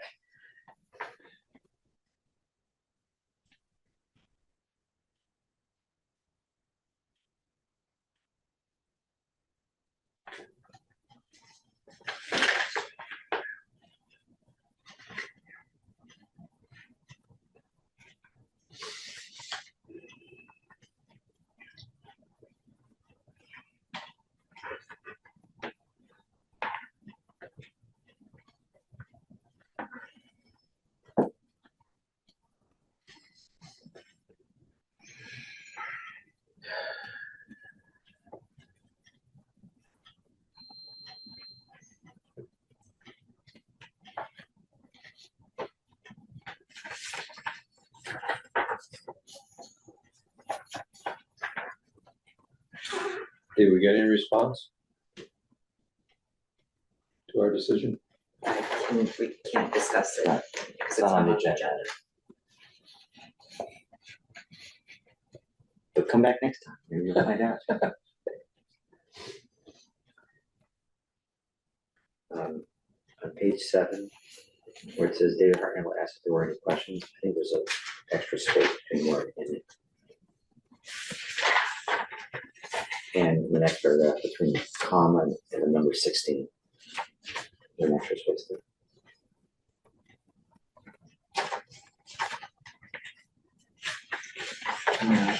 Really? 16 2-second minutes. Yeah, the comma right before it, and the comma and the on one space. Losing a touch.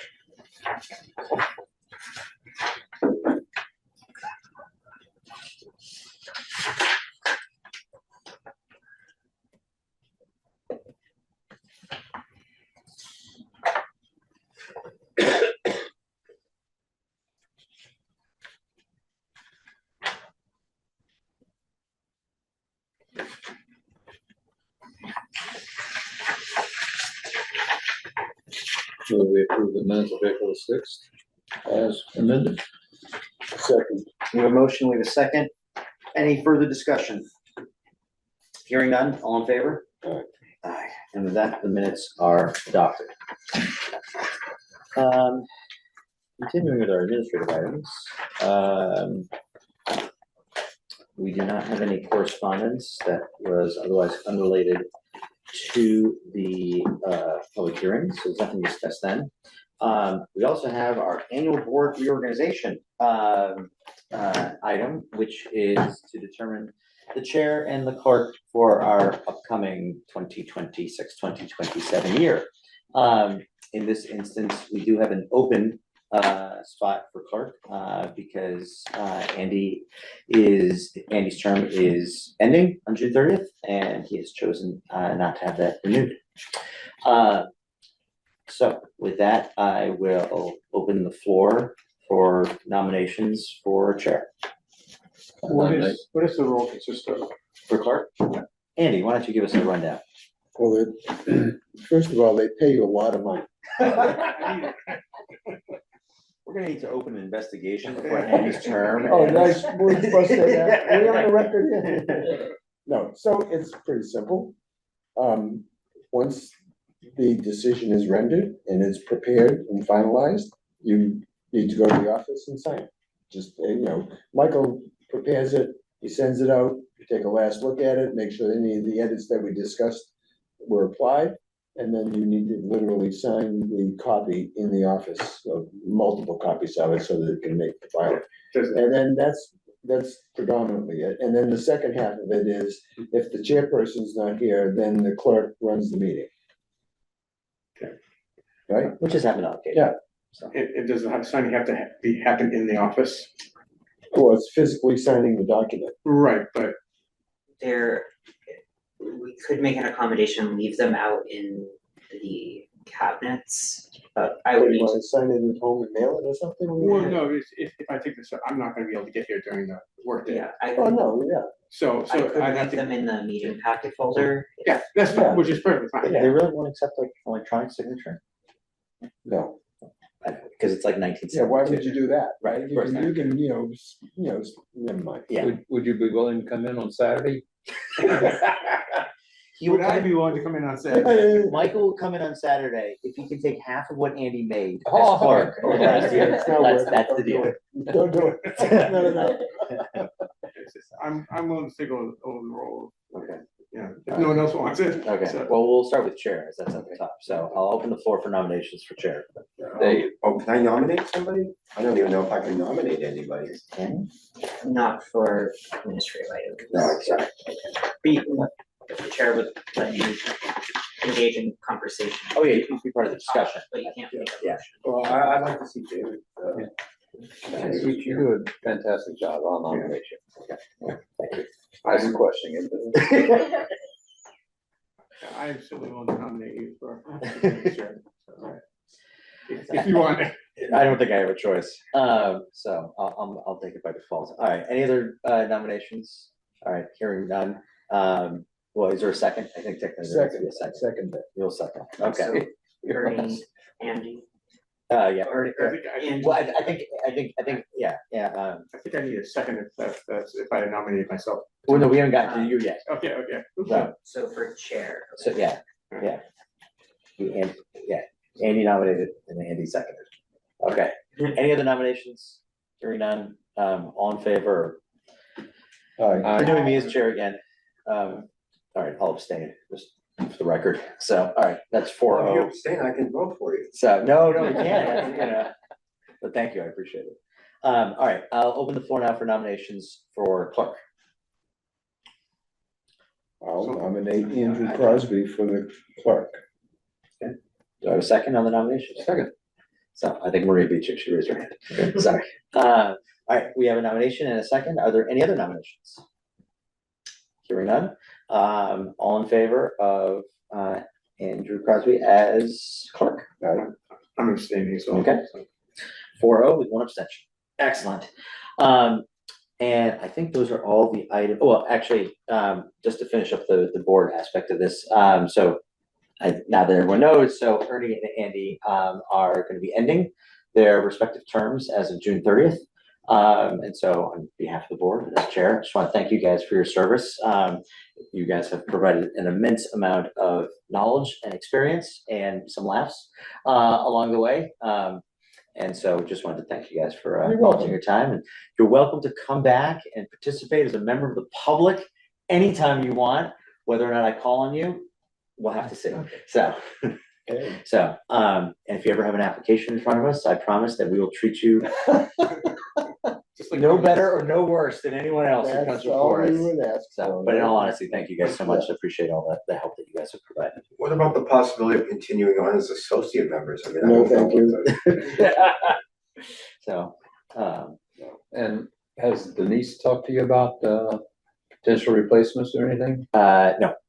Unlike all I'll say is that unlike how things were done in the past, when I think, was it Mark who was the chair? Because I remember actually being like interviewed by you guys. Yeah. I think that these are decisions that are firmly within the purview of the select board.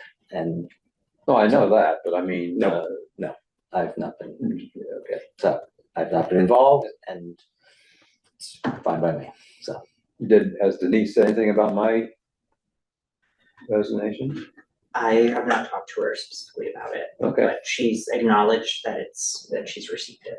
Okay. I believe the select board will be doing appointments either at their next meeting, on Tuesday, not this Tuesday, but next Tuesday, or the fourth Tuesday of the month. As long as you get the information to them in enough time so they can prepare their agenda. Yeah, they have both of your letters that you've submitted. So. What's on tap for July? As of now, there's no agenda items. What's on our anticipated board? There's nothing. With no applications. There may be one application, but I don't think they're gonna go through with it. Okay. Are we scheduled for July 6th? Yes. Just to ask, well, forget you guys. July 6th is the Monday after the July 4th holiday. And I just wanted to check, are folks in town? The July 4th is on a Saturday, so. That is always a hard one. Okay. Is it possible for us to change it? Sure, it's always. Yeah, possible. yeah, absolutely. So, Especially since we don't have anything for it. yeah. I mean, what I might suggest is that we move the meeting to July 13th, which is the following Monday, subject to the fact that if there's nothing on the agenda, I assume there's no objection to just canceling the meeting. So, all right, okay. So, Lynn, are you okay for the 13th? I think so, yeah. Okay. So if we can just make that change. Let me just make sure. Yeah. Okay. Do that. Okay. And I think it's probably worth, I mean, to the extent that folks care, but you may want to mention to Denise that it's a little light. So for some reason, if the select board doesn't get to dealing with replacements in the next meeting or two, they've got some time. Okay. So, and then just because it's the summer, the meeting after that would be what, August 3rd? Which is the first Monday? August 3rd, correct. Okay. Can I just ask, are folks here? Just because it's the summer, I'm just checking. August 3rd, is that still okay? Should be fine. Okay. Double check that. I do want to confirm that September will be The 14th? the 14th. Yeah, because September 7th is Labor Day. Right. Okay, that's good, because I'm gonna be, Before it's Labor Day, like the building's closed, so. yeah, no, yeah, I'll be still in Croatia, so I want to get you around. Oh, you'll be in Croatia? Yeah. Excellent. What a better way to celebrate Labor Day than being in Exactly. Croatia. So, all right, Maria, Lenny, you guys good for September, I guess, August 3rd and September 14th? I believe so. Let me just check something on September. By the way, we should congratulate Lenny in that he's nominated for the school committee. Oh, excellent. Voted for, I mean, not voted in position. Excellent, great. Yeah, definitely. A lot going on He there. didn't run for it. It was a write-in. Oh, wow. Just checking here, 2026. Where are we?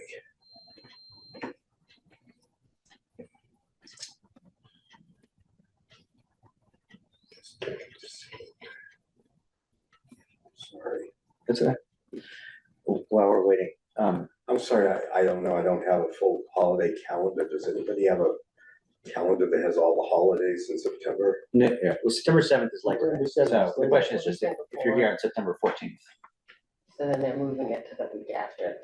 Yeah, the only thing I'm checking actually is Jewish holidays occur sometime around then, but I. Oh, I don't know. Yeah, I don't know. My You calendar. know what, actually, I can tell you, give me 1 second. Hold on. Yeah, would you? That'd be I great. actually, I can tell you if it's Rosh Hashanah or Yom Kippur, hold on. Yeah. Yom Kippur is on the 21st. Okay, So 10 days, right? yeah, So that'd be 11th? It's probably Rosh Hashanah, sorry. Okay. It says 11 to 13. Yeah, Okay. yeah, so we're okay. Yeah. Yeah, so we're right in the middle. Just as a backup, is Ruth around? If necessary? I can talk to her, yes. Okay, so if we get to the point where, like, it's gonna be tight in terms of the numbers at some point, just keep her on standby. And like, I'm willing to come in, I just don't want any long commitment. I don't want any 40 Bs I was coming in, or gonna- anything like that, yeah, because yeah. there's some out there. I Yeah, believe. don't worry, we'll keep a good one for you, so. But I would prefer to back off. Yeah, no, I think that's fair, things to do. The only, hold on a second. Okay, any other issues with respect to the board organization? I think we're good. Okay, the only other item that was on the agenda was, an old item that had been, pushed back, which was the correspondence issue between me and Denise way back in March. Yeah. And so, if we want to take just a couple minutes to talk about it, I think Andy, you were the one that had put it on Yeah, there. again, my concern was the fact that just as the letter as I read it was really about the fact that Michael felt that he was not respected during the meeting, and there was no discussion on that here. And I think since it was a public meeting, public incident, it really should be discussed as a group more to make sure that we understand, how to avoid it in the future. Right. And so, I mean, if you don't mind, turn over to Michael and let him really discuss it from his viewpoint, then we can figure out what's the, what do we need to be aware of? Sure. No, absolutely. One thing before we jump in, if you don't mind, is two things I wanted to flag. One was, I noted this, I mentioned this to Valerie. We had a kind of a side conversation about it at the time, and I did put it, I think I put it in the email string when I was communicating with Denise, is like, I wanted to make sure that there was completely no misunderstanding that like Michael's value is, like, at least for me personally, like there's, is immeasurable in terms of the support, the memos, writing, the research, and all that kind of stuff. One of the other things that I had mentioned to Valerie, which we had a good conversation about, is, and the way that I'm going to run meetings from now on is a little, just one slight tweak to it, is that there were probably instances in the past where, for example, like I had not looked to you for questions or comments, and it was not actually, it was somewhat in reverse. It was not because, oh, I don't care what Michael has to say or something about it. It was actually more the fact that I didn't want to have to like put too much weight on you because you had done already so much research and put stuff into the memo, and then to be like, oh, by the way, now I'm leaning on you even more. And so frankly, it was a way to kind of give you a break. And so, I didn't want that to ever be misinterpreted as saying, oh, we don't care about your opinion. If anything, it was to be like, Michael's done so much already, like maybe we should, give him a break, and, that we should shoulder on some of that responsibility as well, especially as members.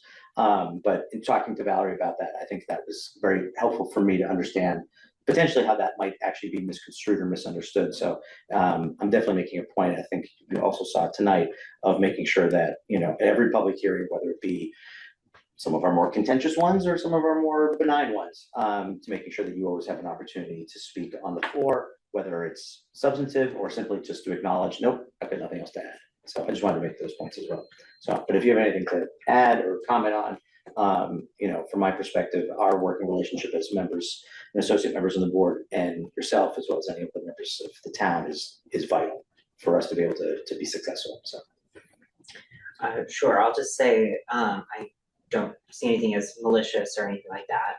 And it was a conversation I had with Denise, and it wasn't the term of being disrespected. That wasn't necessarily my words.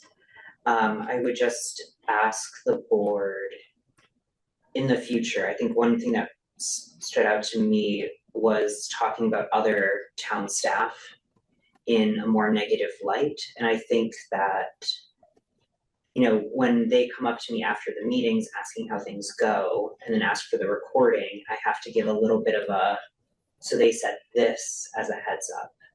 And I just want everyone to just be mindful of how they say things. Instead of saying like, oh, this is wrong, they say, I see it differently, or I disagree with this point. just as a way to keep it a little bit more professional, in my opinion, and not as pointed and showing staff in a dismissive way. Well, I guess I take exception to that, and I'll let you finish, but I don't particularly agree with what you just said. Just in terms of, if somebody believes something is not correct or wrong, and if you say it correctly, what's wrong with saying, gee, I think that's wrong, as opposed to, softballing it. I don't know, that's my reaction to what you just said. That's my personal reaction. I would behave that way and hopefully not be disrespectful. That's fair. I think it's just different means of communication. Well, it is, yeah. It clearly is a style or personality or whatever, but yeah, people can be disrespectful, and I'm certainly not advocating that at all. I'm just saying, of course not. If you just have a particular style or a presence, sometimes it just comes out that way per se. Anyway, sorry, yeah. I just felt I had to say that. I do think it's fair that we, given our different styles, try to do it in such a way that, no one's gonna be hurt or feel like they've been belittled in a public forum. So was there a specific instance that provoked this discussion, or? I think it was during one of the discussions, I want to be careful here about this, concerning the Birch Hill Road. Yeah, right, yeah, that's when this whole thing manifested So, itself. yeah, and so, I mean, look, the reality is I haven't spoken to Denise, but besides the email string, I haven't spoken to her about this at all. I don't think it's necessary, frankly, at this point, to do so either.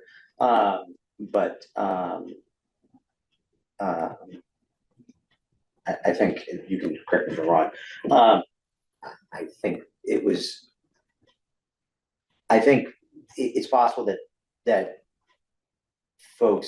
some folks that work for the town didn't appreciate the way certain things were being characterized or how certain opinions were being presented by members of the board. I don't think there was any particular, like, this person said this thing and along that nature.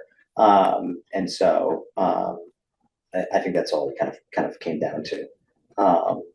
But in any case, but I mean, to Andy's point, I think whatever that is at this point, water under the bridge, and happy to move on. But I think it's more focusing on kind of how we can collectively all work together or successfully continue to be successful. So I'm sorry, we're going to start additional things that you had.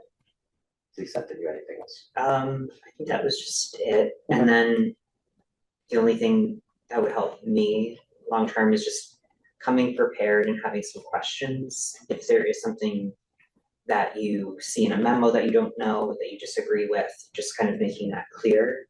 Because sometimes it's confusing for us, like the other members of the board, for me to know what everyone's kind of referring to. And then it makes it confusing for the public and the applicant who's also here.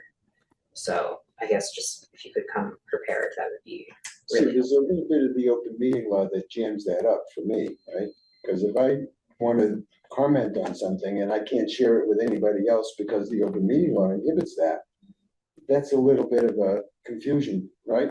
Because I can say something to you in an email that I can't convey to everybody else. And that's only going to show up in the meeting, maybe not even then. If it's a point that you're confused about, it's likely that others could also have that confusion. So if you were to ask me, what does this mean? And then I provide you the response, I think it would be beneficial to the board to bring up that point during an open meeting, just to make sure that. So who should initiate that? The requester or you, or just how to facilitate that? Being at the public hearing. So if I say, gee, Michael, yeah, blah, blah, blah, whatever, I don't agree with this, and yeah, that's a point-to-point discussion, right? So now we have the meeting. Should you bring it up or should I bring it up? I mean, I think my suggestion is that, like, it should be you. That being said, if for some reason, we've been going for an hour and you forgot or you got distracted or whatever it is, then, when it's Michael's turn, Michael will be like, well, one issue could possibly be this. So it provides us essentially as a backup. It also allows Michael to sort of collectively gather any other questions or comments that folks have, to the extent that you want to do like you want to put it in your memo or as an addendum to the memo or whatever it might be. It might allow, Michael to kind of preemptively research something. And there's nothing keeping Michael from giving his position, discussing with you what the issue is. Right. Because, Yeah. he's absolutely the best individual we've had for the ZBA. I mean, he does all the work. He's very thorough. Yeah. His memos are fantastic. His minutes he takes are fantastic. He does an excellent job. Yeah. You're the best. And time for ask for a raise. Don't ask for one. Keep me for another few weeks. Any other kind of comments or thoughts that people have about this? No? All right, well, in that case, I will look to Ernie or Andy to make the final motion. What time is it? He always does it. Yeah, I was gonna say he does. Make a motion that we adjourn the meeting at 9:15. Go ahead. Second. Oh, Second. There we go. All right, we have a motion, we have a second. Any discussion? Hearing none, all in favor? And the meeting's adjourned. Excellent.